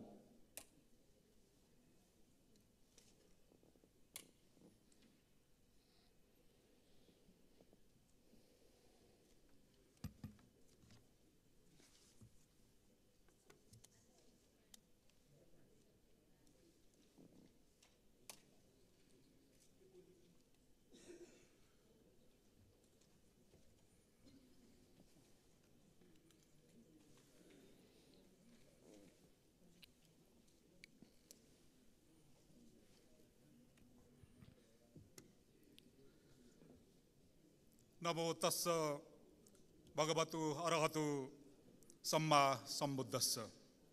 सम्माननीय सभामुख महोदय, मुलुक आर्थिक रूपमा अत्यन्तै सङ्कटको सङ्घारमा रहेको बेला विनियोजन विधेयक 2080 का सिद्धान्त र प्राथमिकताको विषयको छलफलमा हामीहरू सहभागी भएका छौँ। हिजो हामीले के गर्यौँ, कस्तो अभ्यासलाई प्रशय दियौँ भन्नेतर्फ नगई अत्यन्त वैज्ञानिक, वस्तुनिष्ठ, यथार्थपरक ढङ्गले आगामी आर्थिक वर्षको नीति तथा कार्यक्रम र बजेट आउनुपर्छ भन्ने कुरा यो सम्मानित सदनमा राख्न चाहन्छु। मुलुक आर्थिक रूपमा सङ्कटतर्फ गइरहेको विषयलाई मान्य अर्थमन्त्रीज्यूले विनियोजन विधेयकमा उल्लेख गरिसक्नु भएकोले मुलुकलाई आर्थिक सङ्कटबाट मुक्त गराउन आगामी आर्थिक वर्षमा सरकारले के कस्ता नीति, कार्यक्रम र बजेट ल्याउनुपर्छ भन्नेतर्फ हामीहरूको बहस केन्द्रित हुन जरुरी छ। मुलुकलाई आर्थिक सङ्कटबाट जोगाउन सर्वप्रथम आयातमुखी नीति र भन्सारका दर रेटलाई बदलेर उत्पादनशील क्षेत्रलाई प्रोत्साहित गरी आगामी आर्थिक वर्षको नीति तथा कार्यक्रम र बजेट ल्याउनुपर्छ। मुलुकमा आर्थिक सङ्कट आई आम जनता आर्थिक मन्दीको शिकार भइरहँदा केही मुठ्ठीभर व्यापारिक घरानाको सम्पत्ति अस्वाभाविक रूपमा बढ्दै जानुको कारण नीतिगत विचलनका माध्यमबाट दलाल नोकरशाही पुँजीवादको वर्चस्व कायम हुँदै जानु हो। यसर्थ आगामी आर्थिक वर्षको बजेट उत्पादनशील क्षेत्रलाई बलियो बनाउने गरी ल्याउनुपर्छ। उत्पादनशील क्षेत्रको विकासबाट नै रोजगारीका अवसरहरू सृजना हुने र त्यसले राष्ट्रिय अर्थतन्त्र बलियो बन्न पुग्दछ। विश्वका विकसित मुलुकले आफूसँग भएको प्राकृतिक स्रोत साधनको भरपूर प्रयोग गरेर आर्थिक समृद्धि हासिल गरेका छन्, तर हामी कहाँ उपलब्ध प्राकृतिक स्रोत र साधनको भरपूर प्रयोग हुन सकेको छैन। हामीसँग पर्याप्त मात्रामा ढुङ्गा, गिटी, वन पैदावार जस्ता प्राकृतिक स्रोत साधनको व्यापक उपयोग गर्न सक्ने सम्भावना छ। वातावरणमा सकेसम्म कम असर पर्ने गरी हामीसँग भएका चट्टानी श्रृङ्खलाको उत्खनन गरी त्यसलाई निर्यात गर्न सकियो भने हाम्रो व्यापार घाटा कम गर्न सकिन्छ। हामीसँग भएका वन जङ्गलका रुखहरू कुहिएर गएका छन्, तर विदेशबाट अरबौँको फर्निचर आयात भइरहेको छ। सर्वसाधारणले आफ्नो जमिनमा रहेका रुखलाई आफैले सहज रूपमा उपयोग गर्न सक्ने अवस्था छैन। यसर्थ आगामी आर्थिक वर्षको विनियोजन विधेयकका सिद्धान्त र प्राथमिकतामा यस्ता विषयलाई समावेश गर्न म माननीय अर्थमन्त्रीज्यूको ध्यान आकर्षण गर्न चाहन्छु। विदेशी मदिराको आयातमा रोक लगाई स्थानीय मदिराको ब्रान्डिङ गरी नेपाली मदिरालाई विश्व बजारमा पुर्याउने गरी आगामी आर्थिक वर्षको नीति कार्यक्रम र बजेटमा ल्याउन जरुरी छ। यस्तै विश्वका कतिपय मुलुकले अभ्यास थालिसकेको गाँजा खेतीलाई वैधानिकता दिने कामको सुरुवात नेपालमा पनि हुन आवश्यक छ। अनुत्पादक चालु खर्च घटाउने, तिनै तहका सरकारका काममा विभिन्न बैठक सङ्ख्याभन्दा समय बढाउने, समानान्तर कार्यालयहरू खारेज गर्ने, पूर्वको नाममा दिँदै आएको सुविधा खारेज गर्ने, नेपालमा पर्यटन प्रवर्धन र विकासको लागि लुम्बिनी विशेष समृद्धि कार्यक्रम लागू गर्ने, सामुदायिक संस्कृत र मद्रसा विद्यालयहरूमा विद्यार्थी सङ्ख्या अनुसार आवश्यक शिक्षक दरबन्दी उपलब्ध गराई निःशुल्क शिक्षाको संवैधानिक हकको सुनिश्चित गर्न साथै संस्थागत विद्यालयहरूलाई समेत थप उत्प्रेरित गर्ने खालका कार्यक्रम ल्याउन सरकारलाई आग्रह गर्दछु। त्यस्तै गरी उद्योगी व्यवसायीहरूले भोगेको समस्यालाई ख्याल गरी ब्याङ्क तथा वित्तीय संस्थाबाट लिइने ब्याज दर एकल अङ्कमा ल्याउने नीति अवलम्बन गर्न आग्रह गर्दछु। मैले यसअघि पनि संसदमा कुरा उठाएको थिएँ। सभामुख महोदय, सरकारले आगामी आर्थिक वर्षबाट राष्ट्रिय आत्मनिर्भर कार्यक्रम सञ्चालन गरोस्। गत आर्थिक वर्षको 11 महिनामा मात्र 20 खरबको कृषि उपज आयात भएको डरलाग्दो तथ्याङ्क हाम्रो सामु छ। आर्थिक रूपमा सक्रिय म सिद्धाएँ सभामुख महोदय, जनसङ्ख्याको 57.3% कृषि क्षेत्रमा आबद्ध रहे पनि मुलुकमा कृषि उत्पादनको आयात बढ्दै जानु गम्भीर चिन्ताको विषय भएकोले यसमा सरकार संवेदनशील हुँदै किसानलाई प्रोत्साहन मिल्ने गरी आगामी आर्थिक वर्षको नीति कार्यक्रम र बजेटमा राष्ट्रिय आत्मनिर्भर कार्यक्रम समावेश गर्न म सरकार समक्ष जोरदार माग गर्दछु। भवतु सर्वमङ्गलम। माननीय सदस्य श्री सूर्यप्रसाद ढकाल, समय 4 मिनेट। त्यस पछाडि माननीय सदस्य सम्झना थपलिया।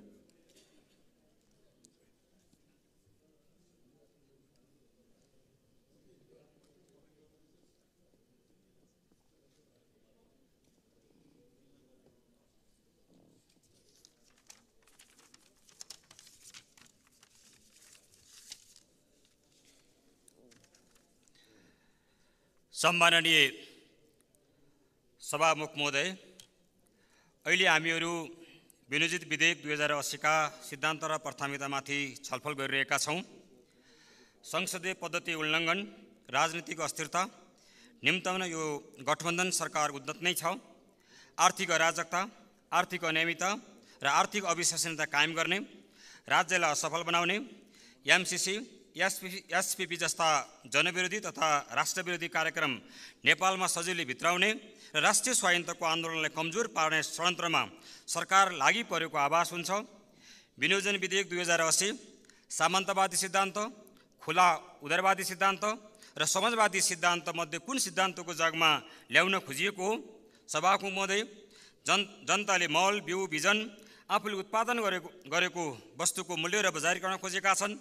लाखौँ नेपाली युवाहरूले नेपालमा उद्योग स्थापना होस्, राष्ट्रिय पुँजीको विकास होस्, नेपालमा रोजगारीका अवसरहरू प्राप्त होस् भन्ने अपेक्षा राखेका छन्। महँगीले ढाड सकेको छ। राष्ट्र सेवक कर्मचारी, शिक्षक, सेना, प्रहरी तलब वृद्धिको पर्खाइमा छन्। कर्मचारीको 20% र शिक्षकको 50% तलब वृद्धि गरियोस्। ज्येष्ठ नागरिकले जेठ 15 गते कहिले आउला, रु 4000 भत्ता बढेर 5000 होला भनेर टेलिभिजन, युट्युब, एफएममा आँखा र कान लगाएर बसेका छन्। मध्यवर्ती क्षेत्रलाई खारेज गरी जिल्ला वन कार्यालयको मातहतमा ल्याउने काम गरियोस्। वन कार्यालय, इलाका वन कार्यालय जङ्गलमा सुकेर ढलेका काठहरू बिक्री गरी सोही जिल्लाको अति पछाडि परेका वडाहरूमा खर्च गर्ने व्यवस्था गरियोस्। ग्यासमा 60% कटौती र विद्युतको प्रयोग 60% गर्ने नीतिगत व्यवस्था गरियोस्। यही आर्थिक वर्ष तरकारी, फलफुल, माछा, मासु, दुध विदेशबाट आयात गर्ने कुरा रोकियोस्। बाँझा जमिनहरूलाई उर्वरा भूमिमा रूपान्तरण गर्ने योजना बनोस्। राष्ट्रिय गौरवको योजना र अन्य योजनामा हुने सेटिङ र संस्थागत भ्रष्टाचार रोकियोस्। शिक्षालाई प्राथमिकताको सूचीमा राखियोस्। सभामुख महोदय, बाँके जिल्लाको विकासले पश्चिम नेपालका 24 जिल्लाहरूलाई प्रभाव पार्ने भएकोले बाँकेको शिक्षा, स्वास्थ्य, रोजगार, सडक, खेलकुद, खानेपानी, तटबन्धन, सिँचाइ, पर्यटन, उद्योग, कल कारखाना स्थापना जस्ता शीर्षकहरूमा उचित बजेटको व्यवस्थापन गर्न सभामुख मार्फत म अर्थमन्त्रीज्यूसँग जोरदार माग गर्न चाहन्छु। राप्ती नदी, डुडुवा र मानखोलाको तटबन्धन, नरेन्द्रपुरमा बसोबास गरेका 1100 गरिबको रेखामुनि बसिरहेका ती घरधुरीहरूलाई खरका छाना हटाई टिनको छानामा रूपान्तरण गर्ने विषय, मटैयादेखि बेतानीसम्म जोड्ने राप्ती नदीमा पुल निर्माण, कोलपुर चपरगौडी खड्कर हुँदै सल्यान जोड्ने सडक निर्माण, कोलपुर क्रिकेट मैदान, बाल अस्पताल, कबड हल निर्माण, मदर भण्डारी धार्मिक पर्यटन मार्गको विस्तार र राष्ट्रिय गौरवको योजना सिक्का सम्पन्न गर्नको निम्ति म सभामुख मार्फत अर्थमन्त्रीसँग आग्रह गर्न चाहन्छु। नेपाली जनताहरूले प्रश्न सोद्धाखेरि नअकमकिकन भन्ने गर्नुहुन्छ। देश नागरिकलाई, एकल महिलालाई, अपाङ्गहरूलाई भत्ता दिने व्यवस्था कसले गर्यो? एमाले। भारतले लगाएको नाकाबन्दी कसले असफल बनायो? नेकपा एमाले। काठमाडौँबाट सिंहदरबारबाट राजधानीबाट सिधै वडामा बजेट पठाउने काम कसले गर्यो? नेकपा एमाले। प्रत्येक पालिकामा प्राविधिक शिक्षा लागू गर्ने काम कसले गर्यो? नेकपा एमाले। यस्ता हजारौँ कामहरू नेकपा एमाले गरेको छ। म यो सरकारलाई आग्रह गर्न चाहन्छु, यो सरकारले पनि जनतालाई प्रश्न सोध्ने बित्तिकै भन्ने गरी एउटा काम गरिदियोस्। त्यो एउटा काम भनेको के हो भने मान्य सदस्य राष्ट्रिय गौरवको योजना सिक्का र बबई नहरलाई यसै आर्थिक वर्ष सम्पन्न गरियोस्। राष्ट्रिय गौरवको योजना सिक्का र बबई नहरलाई यसै पटक सम्पन्न गरियो भने बाँके र बर्दियाका बाँझा जमिनहरूलाई उर्वरा भूमिमा रूपान्तरण गर्न सकियो भने तीनवटा प्रदेशलाई धान चामल खान पुग्नेछ, गहुँ खान पुग्नेछ, मकै खान पुग्नेछ, तरकारी फलफुलले आत्मनिर्भर बनाउन सकिनेछ। तीनटा प्रदेश आत्मनिर्भर कसले बनायो भन्दा यही सरकारको नाम आउन सक्छ। त्यसकारण मेरो आग्रह छ, मेरो अनुरोध छ, बबई नहर र सिक्टा नहरलाई यही मान्य सदस्य श्री सम्झना थपलिया, समय 3 मिनेट। त्यस पछाडि माननीय सदस्य श्री हर्कमाया विश्वकर्मा।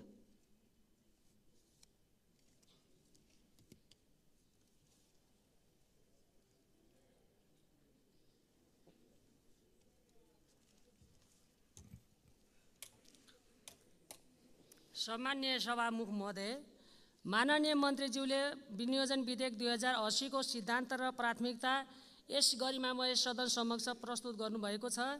यसमा एउटा बुँदामा कृषि क्षेत्रलाई पनि स्थान दिनुभएको रहेछ। म अर्थशास्त्र जान्दिनँ, तर कृषि कर्ममा यद्यपि लागिरहेको छु। ज्ञानको मामलामा मेरो लागि अर्थशास्त्र र माननीय मन्त्रीज्यूको लागि कृषि कर्म उस्तै होला जस्तो लाग्छ। एउटा वास्तविक किसान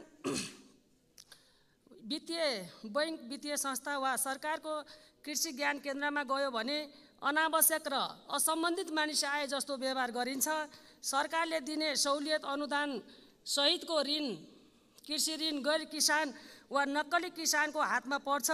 कतिसम्म भएको छ भने बैङ्कहरूबाट गैर किसानले 4% ब्याज दरको सहुलियत ऋण करोडौँ लिएर त्यही बैङ्कमा 10% पाउने गरी मुद्दती खाता खोलेर राखिदिएका छन्। ब्याजमा अनुदान पाइने सहुलियत कृषि ऋण झिकेर मिटर ब्याजमा लगानी गरेका छन्, तर वास्तविक किसान साहु महाजनको ऋणमा डुबेका छन्। धेरै अनुसन्धान गर्नै पर्दैन। करोडभन्दा माथिको कृषि ऋणको 10-20 वटा फाइल खोलेर स्थलगत अनुगमन गर्दा सत्य तथ्य बाहिर आउँछ। कठोर सत्य यही हो। सरकारको कृषि ज्ञान केन्द्रले 4 माना घाँसको बिउ बाँडेर वार्षिक दायित्व पुरा गर्छन्। सरकारको कृषिसँग सम्बन्धित निकायहरूले 50% अनुदानमा कृषि औजार प्रदान गर्छन्, तर वास्तविकता के छ भने बजारमा 20,000मा पाइने गोडमेल गर्ने औजार सरकारी निकायबाट लिँदा 40,000 पर्छ। 50% किसानले तिर्छन्। सरकारले दिने अनुदान रकम सिधै अपचलन गर्ने तन्त्रको हातमा पर्छ। सामान्य सभामुख महोदय, अझै पनि म तरकारी खेती गर्ने किसान हुँ। राजधानीको कालीमाटी तरकारी तथा फलफुल बजारमा गएर हेरेकी छु। त्यहाँ दैनिक लगभग 7-8 करोडको तरकारी फलफुलहरूको कारोबार हुन्छ। तर दुर्भाग्य के छ भने लट्टेको साग र कागतीका दाना सहित 80% भन्दा बढी भारतीय वा अन्य वैदेशिक निकायबाट कृषि उपज आयात भएर कालीमाटीमा आउँछ। कालीमाटीमा उब्जाएको तरकारी 100% नेपाली किसानले उब्जाएको तरकारी जुन दिन कालीमाटीमा बिक्री वितरणको व्यवस्था मिलाइन्छ त्यो दिन देशको अर्थतन्त्रको कायाकल्प हुन्छ। जबकि नेपाली किसानले उत्पादन गरेको तरकारी र दुध उचित मूल्य नपाएर सडकमा फाल्नु परिरहेको छ। देशको कृषिमा व्याप्त यो दुष्चक्र नहटेसम्म अर्थतन्त्र माननीय सदस्य समय उकास्ने सकियो। कुरा फगत गफ मात्र हुन्छ। कृषि र किसानको उपेक्षाले देश आर्थिक रूपमा रोगी बनेको छ। यस्तो भूमिको अधिकांश हिंसा बाँझै छ। राष्ट्रको मुख्य युवा जनशक्ति रोजगारीको लागि विदेशमा भौतारी रहेका छन्। सरकारमा बस्नेहरू दान र जनताबाट उठेको नाजायज जायज तरिकाले खाएर पार्थिव शरीर पोसिरहेका छन्। कृषि कर्म माननीय सदस्य श्री हर्कमाया विश्वकर्मा, त्यसपछि माननीय सदस्य प्रभु शाह। हर्कमाया विश्वकर्माको समय 3 मिनट।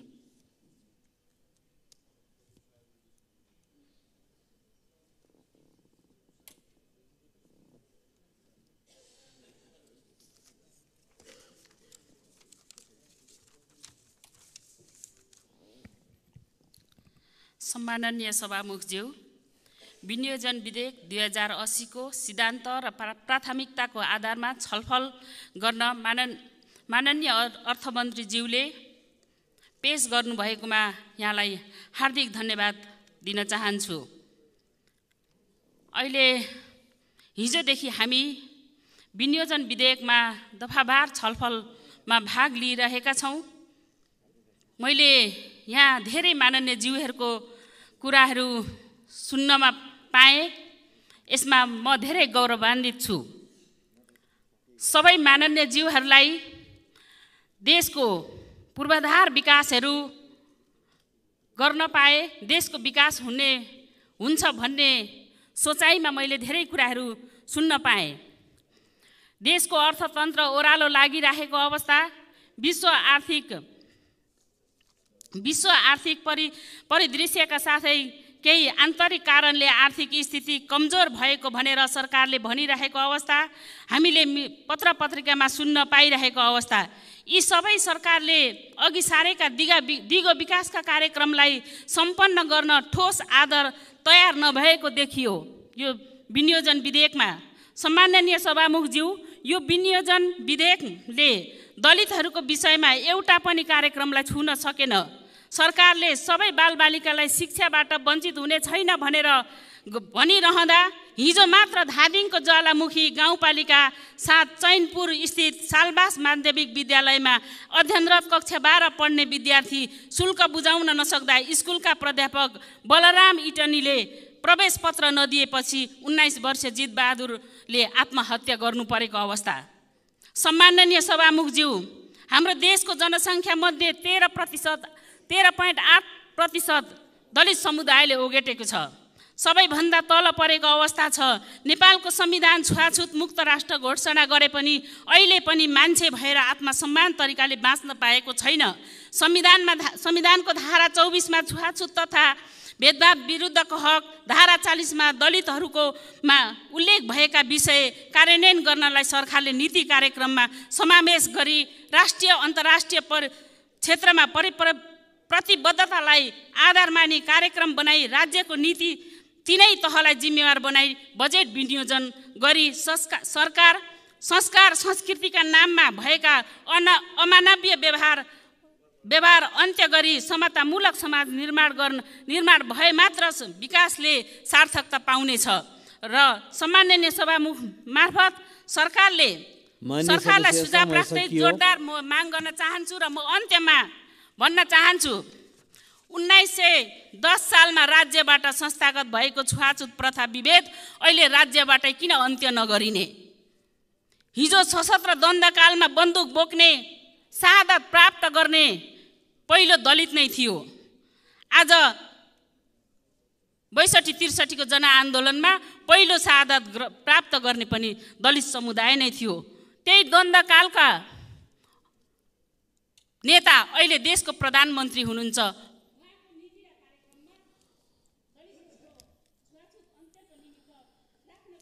माननीय सदस्य श्री प्रभु शाह, समय 5 मिनट।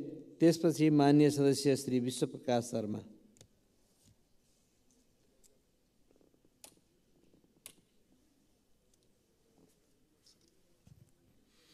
सम्मानीय सभामुख महोदय, अहिले देशको आर्थिक अवस्था दयनीय छ। सरकारले निर्धारण गरेको लक्ष्य पुरा हुन सकिरहेको छैन। देश आर्थिक सङ्कटको सङ्घारमा उभिएको छ। ओइ स्थितिको सही पहिचान, सही त्यसको कारण पत्ता लगाउन सकिएन भने त्यसको समाधान सम्भव छैन। कुनै पनि रोगको सही पहिचान बिना निदान सम्भव छैन।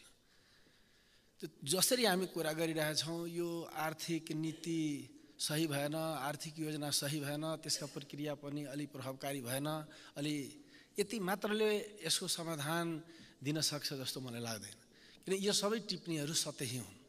फुटकर निचोड निकालेर हामी जडमा पुग्न सक्दैनौँ। किन हामी अभ्यास गरिरहेको राज्य शासकीय प्रणाली, जो शासन प्रणाली हो, यसलाई अलग राखेर, राजनीतिक नेतृत्वलाई, राजनीतिक स्वरूपलाई, राजनीतिक व्यवस्थालाई अलग राखेर आर्थिक समस्याको समाधान खोज्न थाल्नु हो भने टाउको दुखेकोलाई घुँडामा मलम लगाए जस्तै हुन्छ। त्यसैले म त्यसमा विशेष ध्यान आकर्षण गर्न चाहन्छु कि हामीले अपनाइरहेको शासन प्रणालीमा एकचोटि विचार गरौँ भन्ने म आग्रह गर्न चाहन्छु। हामी हेरिरहेछौँ नेपाली जनताले नेपालमा भविष्य हेर्न छोड्यो। 10+2 मा बाक्लै हेर्ने विद्यार्थीहरू कलेजमा खाली छ। कलेजमा विद्यार्थी पुग्दैन, सबै विदेश खोजिरहेका छन्। मजदुरहरू विदेश, लाखौँका लाखौँ विदेश गइरहेका छन्। पुँजी लिएर पुँजीपतिहरू विदेश पलायन भइरहेछन्। पढे लेखेका युवाहरू, डक्टर इन्जिनियरहरू विदेश जागिर गर्न चाहन्छ। लाखौँ घुस दिएर विदेशको नागरिक बन्न चाहन्छन्। यही हो दुर्भाग्यपूर्ण अवस्था। यो अवस्था किन यसरी सिर्जना भयो? किन नेपाली जनतालाई फिलिङ भइरहेको छैन कि यो देश मेरो हो, यो राज्य मेरो हो, मेरो सरकार मेरो हो? जबसम्म आम जनतालाई हामी त फिलिङ दिन सक्दैनौँ के समृद्धि सम्भव छ, के आर्थिक वृद्धि सम्भव छ। नेपालमा नेपाली जनताले लागेको छ कि म निरीह छु, म लाचार छु, मेरो शासनै होइन, शासन कसलाई लागेको छ? दलका नेता र त्यसका आसेपासले मात्र लागेको छ कि यो सरकार मेरो हो, राज्य मेरो हो। आम जनताले त फिलिङ नै छैन। अनि आम जनताले त फिलिङ नहुने गर्दासम्म के नेपाल समृद्धि सम्भव छ? हामी हेरिरहेछौँ, हामी लोकतन्त्र भन्छौँ। लोकतन्त्रमा त जनता मालिक हुन्छ, जनता उत्साहित हुन्छ, जनतालाई फिलिङ हुन्छ यो मेरो हो। तर आज मुठ्ठीभर मान्छेहरू खुसी छन्, आम जनता सबै दुखी छन्।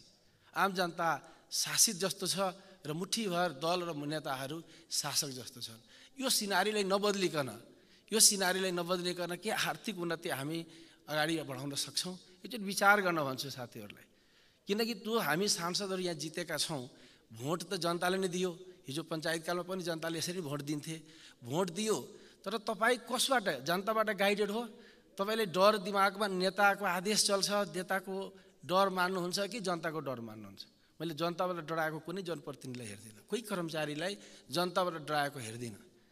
जनता यदि मालिक हो लोकतन्त्र हो भने त जनता हाम्रा शिरोधार हुनुपर्ने हो, जनताबाट हामी अलिकति गाइडेड हुनुपर्ने हो। तर त्यसरी त कहीँ पनि देख्दैन। किन अहिले नेपालमा लोकतन्त्र होइन, दलतन्त्र छ। दलतन्त्र पनि सिन्डिकेट छ र मुठ्ठीभर मान्छेहरूले राज गरिरहेका छन्। यो व्यवस्था रहँदासम्म नेपालमा समृद्धि सम्भव छैन। यो आर्थिक जो सूचकाङ्क हामी माथि उठाउने कुरा गरिरहेछौँ, उत्पादन बढाउने कुरा गरिरहेछौँ, यसो यो परम्परागत कर्मकाण्डले त्यो सही दिशामा र सही निचोडमा लैजान सक्दैन। त्यसैले म विशेष आग्रह गर्न चाहन्छु कि हामी त्यतातिर एकचोटि विचार गरौँ र त्यसमा पूर्ण विचार गर्न जरुरी छ। हामी जो प्रणालीहरू अभ्यास गरेर त्यसले स्थिरतै दिन सकिरहेको छैन, त्यसले एकता भाव नै दिन सकिरहेको छैन, त्यसले एउटा स्पष्टता नै दिन सकिरहेको छैन, सही नेतृत्व नै छान्न सकिरहेको छैन। सही नेतृत्व आयो पनि त्यसले टिकाउन सकिरहेको छैन, त्यो टिकियो भने पनि काम गर्न दिइरहेको छैन। अनि यही प्रणाली होइन जसले सही नेतृत्व दिन नसक्ने, देशमा स्थिरता दिन नसक्ने, सही काम गर्नलाई वातावरण दिन नसक्ने, टिक्नै नसक्ने भएपछि कसरी देश समृद्ध हुन्छ? लिडरसिप भनेको लिडरसिप हो। सही नेतृत्व आउने प्रणाली चाहिएको छ, स्थिरता चाहिएको छ। यो पाठलाई छोडेर हामी यता मात्र छलफल गरिराख्यो भने आम जनता विदेशमा भविष्य देख्ने बाध्य हुनेछ। त्यसमा विशेष आग्रह गर्न चाहन्छु। जसरी प्राथमिकतामा म जान खोजिरहेको छु, अहिले जसरी कृषिलाई प्राथमिकता दिनुभएको छ, अन्नदाता जसले जीवन दिन्छ, ती अन्नदाताको सम्मानित छ त त्यो गाउँमा कसरी छ? गाउँ उजाड भइरहेको छ, मजबुरीको नाम कृषि भएको छ, तिनी अपमानित भइरहेका छन्। ती के सम्मान दिन सक्छौँ कि पेन्सनको व्यवस्था गर्न सक्छौँ? त्यसैले ऋण, हामी त 65% कृषि पेसामा आश्रित छ, झन्डै 1/3 GDP-मा योगदान छ, तर ऋण कति दिन्छ? ब्याङ्किङ ऋण कति दिन्छ किसानलाई? सामान्य हिसाब हेर्ने हो भने त डर लाग्दो देखिन्छ, आक्रोशित हुने हुन्छ त्यो अध्ययन गर्दै जाने हो भने। अनि पनि हामी भन्छौँ कृषिलाई प्राथमिकता दिने। अनि भनाइ र गराइ कहाँ देखिएको छ? जहाँ देशको पुँजी यत्रो ठुलो जनसङ्ख्या त्यहाँ केन्द्रित छ कृषिमा भने पुँजी किन 10% पनि त्यहाँ जाँदैन? ब्याङ्किङ ऋण 10% पनि कृषिमा छैन अनि कृषिले माथि उठाउँछ। त्यसैले म के भन्न चाहन्छु भने जो समस्या छ त्यहाँ हामी केन्द्रित हौँ, जडमा पुगौँ, देश बनाउन सम्भव छ। धन्यवाद। तपाईँको समय सकियो। माननीय सदस्य श्री विश्वप्रकाश शर्मा, समय 18 मिनट। त्यस पछाडि माननीय सदस्य गोकर्ण विष्ट।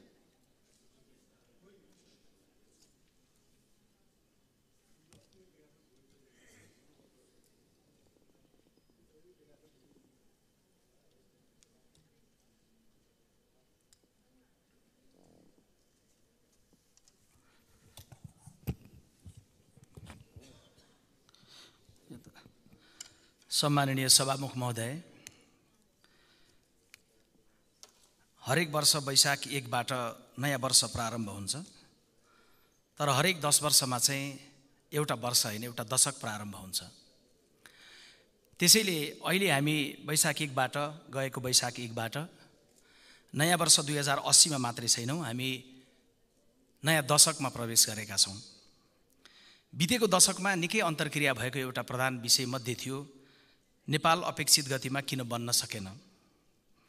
अबको 10 वर्षपछि सभामुख महोदय 2090 को वैशाखमा यही रोस्टममा उभिएर कसैले बोल्दै गर्दा नेपाल देश अपेक्षित गतिमा बन्न सकेन होइन, हामीले अपेक्षा गरेको गतिमा समुन्नतिको यो उचाइमा उक्लिएको छ भन्ने तथ्य मनोविज्ञानका साथ उपस्थित हुने अवस्था हामीले बनाउनु छ।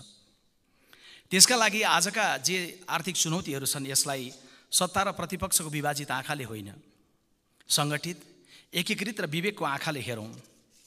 म यसको लागि सबैभन्दा पहिले अपिल गर्न चाहन्छु। माननीय अर्थमन्त्रीज्यूको स्वीकारोक्ति 7 मैले सुरुमै पढेँ।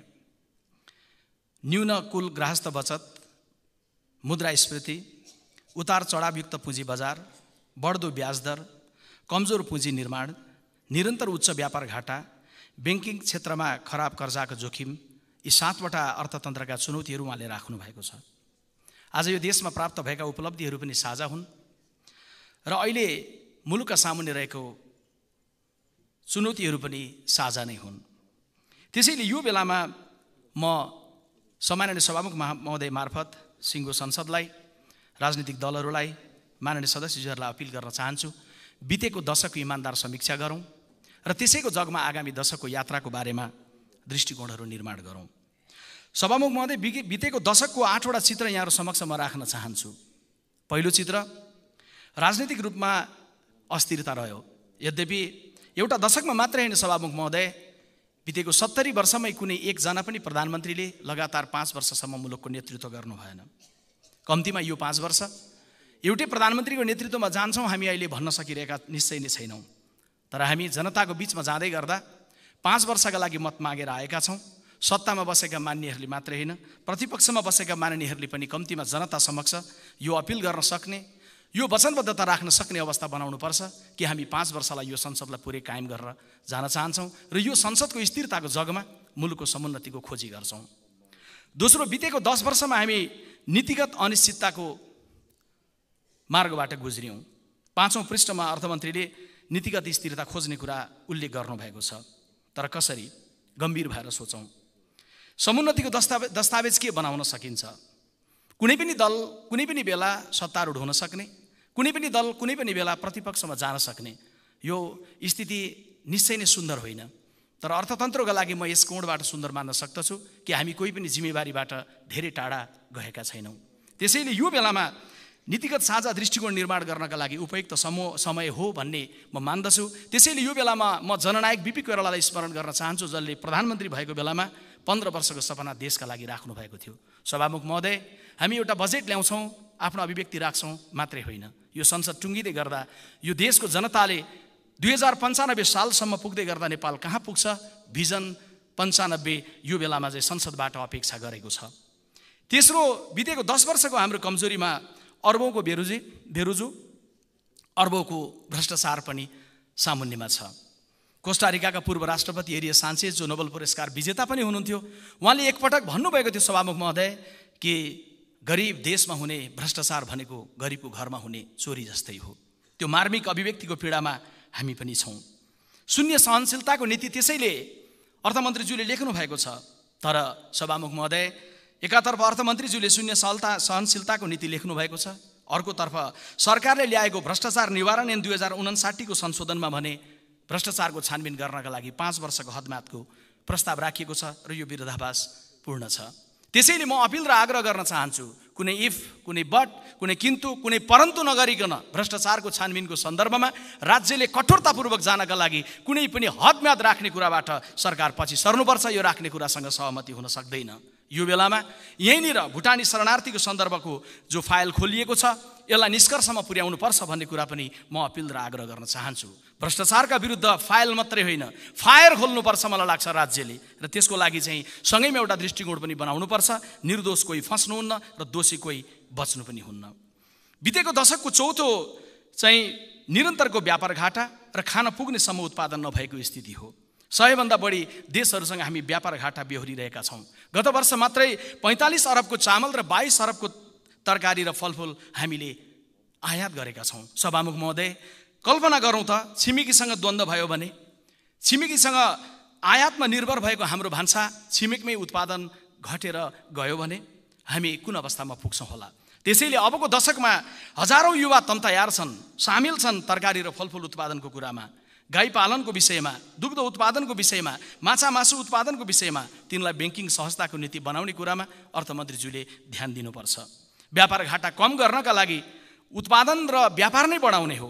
सिमेन्टमा हामी आत्मनिर्भर भयौँ, निर्यात सुरु गरेका छौँ। जुत्तामा आत्मनिर्भर भयौँ, निर्यात मार्फत अर्बौं रुपियाँ आयात गरिरहेका छौँ। जनतालाई साँचो भन्नका लागि नहिचकिचाउँ कि गाउँमा खानेपानी पुर्याउने सरकारले हो, जुत्ता पुर्याउने निजी क्षेत्रले हो।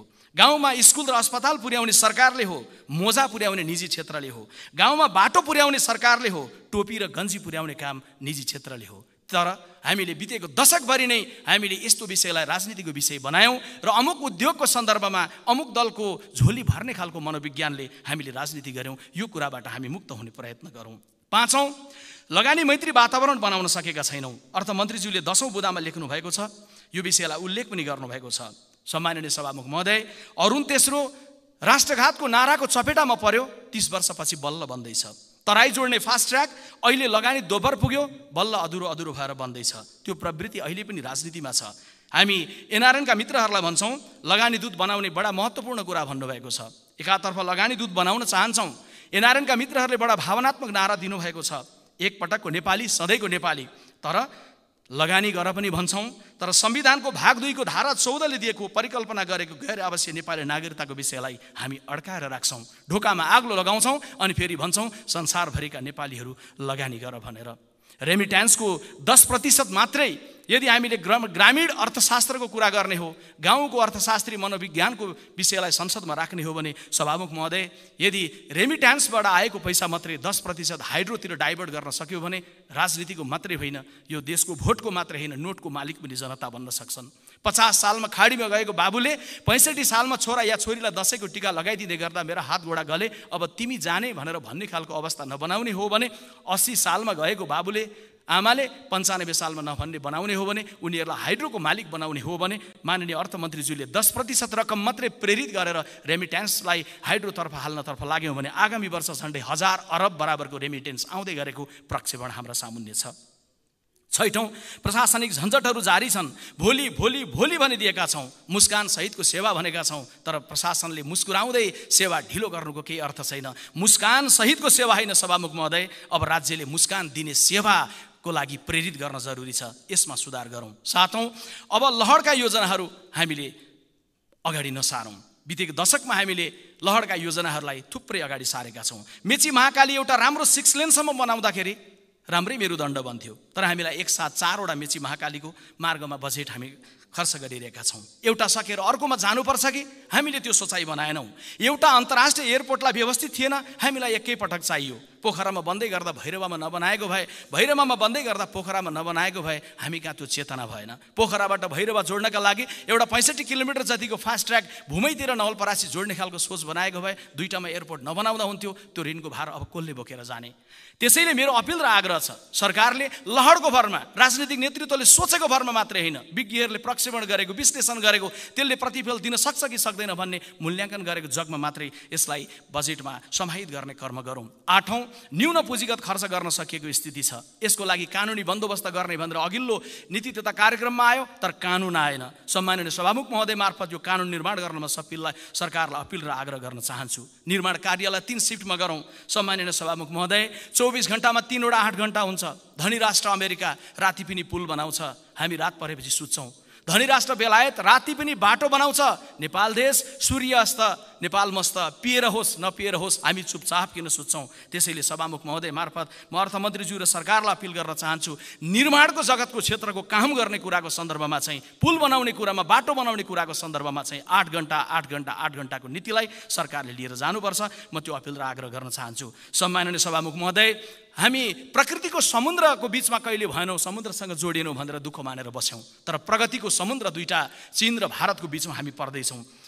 विश्व अर्थतन्त्रको प्रक्षेपण गर्नेहरूले सन् 2050 मा पुग्दै गर्दाखेरि विश्वको सबैभन्दा ठुलो अर्थतन्त्र चीन बन्ने, दोस्रो अर्थतन्त्र भारत बन्न सक्ने प्रक्षेपणहरू गरेका छन्। दुईटा प्रगतिको समुद्रको बिचबाट हामीले उभिँदै गर्दाखेरि हामीले त्यसबाट लाभान्वित हुने एउटा सपनामा नेपाल देशलाई भिजन 95 मा लिएर जानुपर्छ भन्ने अपिल र आग्रह गर्न चाहन्छु। त्यो अपिल गर्दै गर्दा म सम्झिन्छु फेरि पनि बिपी कोइरालालाई, जोसँग सपना थियो, काम गर्ने समय पाउनु भएन। हामीले समय प्रशस्त पायौँ, तर काम गर्नका लागि सायद हामीसँग व्यवस्थित सपना भएन। त्यसको अर्थ काम भएन, केही भएको छैन, सम्पूर्ण रूपमा खाली छ भन्ने होइन। आज नेपाल देशमा केही भएको छ। आधी ग्लास देख्नेहरूले आधी ग्लास खाली मात्रै देखेका छन्। सभामुख महोदय, जनतामा निराशा सम्प्रेषण गरेर हुँदैन। आधी ग्लास खाली भन्नुको अर्थ पुरै ग्लास रित्तो होइन, आधी ग्लास भरिएको अवस्था पनि हो।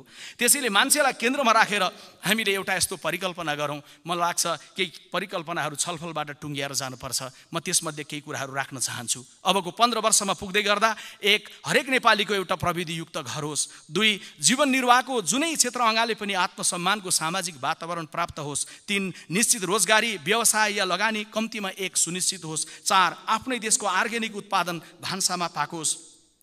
5 स्वास्थ्य उपचारका लागि बिमा अनि निकट दूरीमा अत्यावश्यक उपचारको उपलब्धता होस्। 6 रोजाइको पढाइ निशुल्क प्राप्ति या आर्थिक योगदान गर्न सक्ने अवस्था होस्। 7 पर्यावरण रक्षा सहितको भौतिक विकास प्राप्त होस्। 8 साहित्य, सङ्गीत, सिनेमा, खेलकुद आदिका माध्यमद्वारा देशले निरन्तर प्रतिष्ठा हासिल गरिरहेको स्थिति प्राप्त होस्। 9 विभेद, हिंसा र अन्य कुनै पनि सामाजिक विसङ्गतिबाट मुक्त समाजको सदस्य हुँ भन्ने गौरव प्राप्त होस्। 10 व्यवस्थाको आँसु बगाउँदै कसैले देश छोड्न नपरोस्। विश्वभरि छरिएका नेपाली डायस्पोराको सिप, पुँजी र भावना निरन्तर नेपालसँग गाँसिरहने स्थिति बनोस्। अनि 10 पर्याप्त सुख नभए पनि खुसी पारिवारिक जीवनको आत्मसन्तोष हरेक नेपालीलाई प्राप्त होस्। के यो सम्भव छ?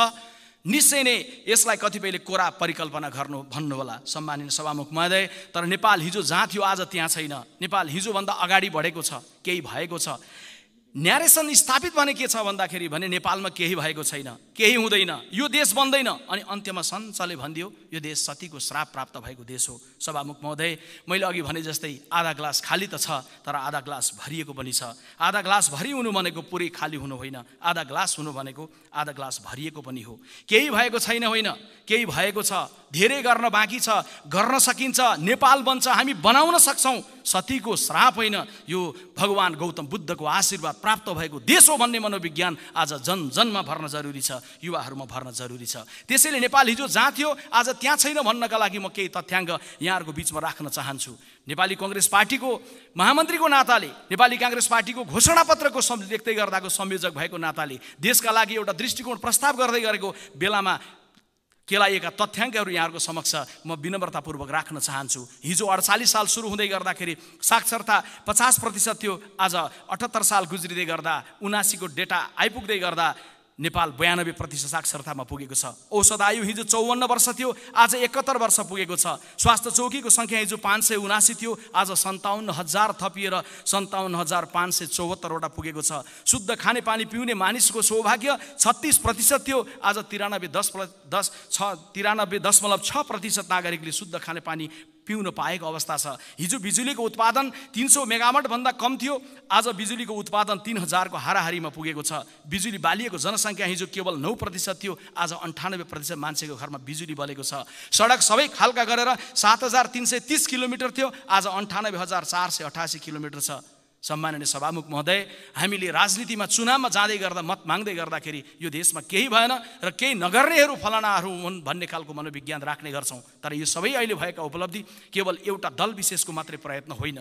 निश्चय नै मैले दावा गरौँला, नेपाली कङ्ग्रेसले लिएको नीतिकै जगमा चाहिँ अरू सबै दलहरूले पनि सरकारमा जाँदा त्यसमा केही रङ भर्नुभयो होला भनेर म भनौँला। तर यो हामी सबैको उपलब्धिको विषय हो, नेपाल देशले प्राप्त गरेको विषय हो। हाम्रा कमजोरी पनि साझा हुन्, हाम्रा उपलब्धिहरू पनि साझा हुन्। त्यसैले अस्थिरताको बावजुद, सशस्त्र विद्रोहको बावजुद, भूकम्पको बावजुद, नाकाबन्दीको बावजुद पनि हामी जिरोमा छैनौँ। हामी उकालोतर्फ अगाडि बढ्दैछौँ। हामी नाम्चे बजारबाट उकालो लाग्दैछौँ।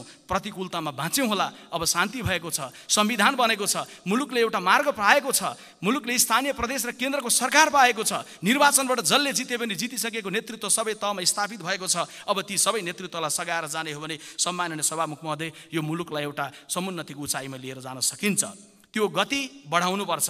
तर सभामुख महोदय, त्यो गति बढाउन जाँदै गर्दाखेरि नागरिकको असन्तुष्टिहरूलाई सम्माननीय सभामुख महोदय मार्फत म प्रधानमन्त्रीज्यूलाई पनि अर्थमन्त्रीज्यूलाई पनि सबै मन्त्रीज्यूहरूको ध्यान आकर्षण गराउँदै नागरिक असन्तुष्टि सम्बोधन गर्नका लागि अपिल गर्न चाहन्छु। केही भुइँ मान्छेका पीडाहरू, भुइँ मान्छेका कथाहरू यहाँहरू समक्ष राख्न चाहन्छु। पहिलो, व्यवसाय गर्न ब्याङ्कबाट लिएको ब्याज जब अचाकली बढ्छ तब गुहार माग्दाखेरि सरकार भेटिँदैन भने, सहारा भेटिँदैन भने त्यो व्यवसायले सरकारको जयगान गाउँदैन। अर्थमन्त्रीज्यूको विशेष ध्यान पुगोस्। वैदेशिक रोजगारीमा गएको युवाले जब भनिएको काम र भनिएको दाम पाउँदैन अनि सरकारको सार्थक हस्तक्षेप पनि पाउँदैन, तब त्यो युवाले खाडीको मुलुकबाट उभिएर सरकार जिन्दाबाद भन्दैन। श्रम मन्त्रीको ध्यान पुगोस्। विद्यालयमा टङ टङ टङ घन्टी बजाउने अनि खन खन खन गरेर तपाईँको लेखाको कर्मचारीले तलब गर्ने अनि गन्दै गर्दाखेरि आफ्नै दरबन्दी, आफ्नै तलबमान र आफ्नै पेन्सन पट्टाको टुङ्गो पाउँदैन। तब बुढेसकालमा पुगेको विद्यालयको त्यो कर्मचारीले मेरो देशको सरकारको जय होस् भनेर गीत गुन्जाउँदैन। सभामुख महोदय, शिक्षा मन्त्रीजीको ध्यान पुगोस्। रेल ल्याउने भनेर जग्गा रोक्का भएको छ, तर न मुआवजा पाइएको छ,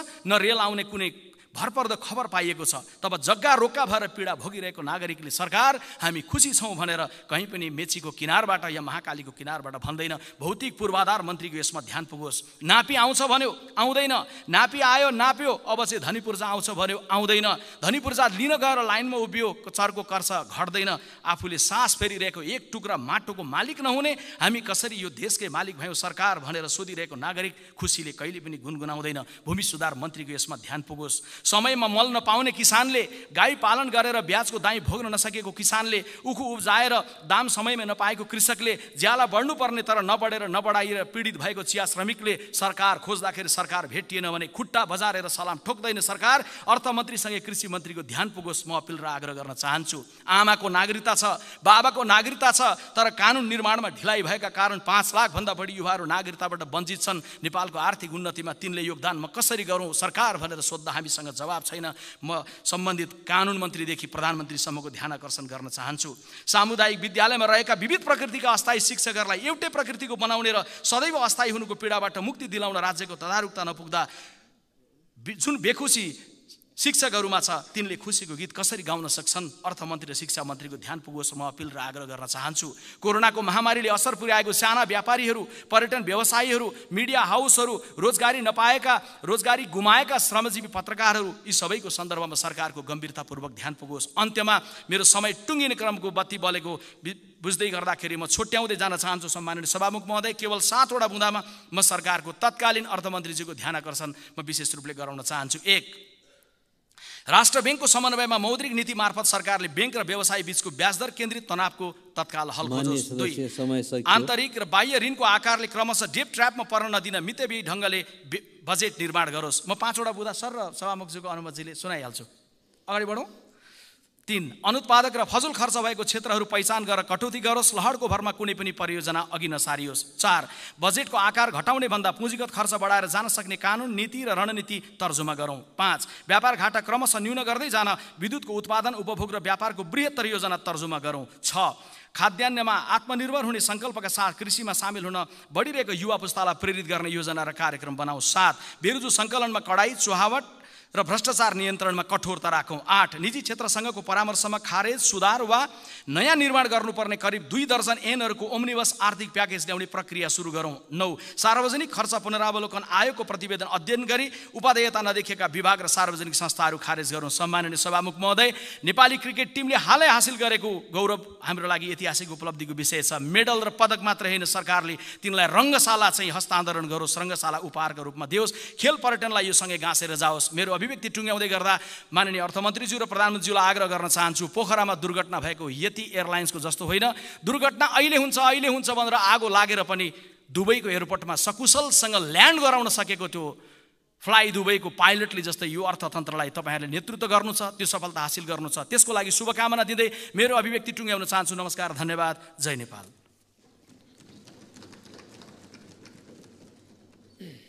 मान्य सदस्यहरू, मान्य अर्थमन्त्री राष्ट्रिय सभामा विनियोजित विधेयकका सिद्धान्त र प्राथमिकतामाथिको छलफलमा उठेका प्रश्नको जवाफ दिन जानुपर्ने भएकोले यो बैठक आजै आधा घण्टापछि बस्ने गरी स्थगित हुन्छ।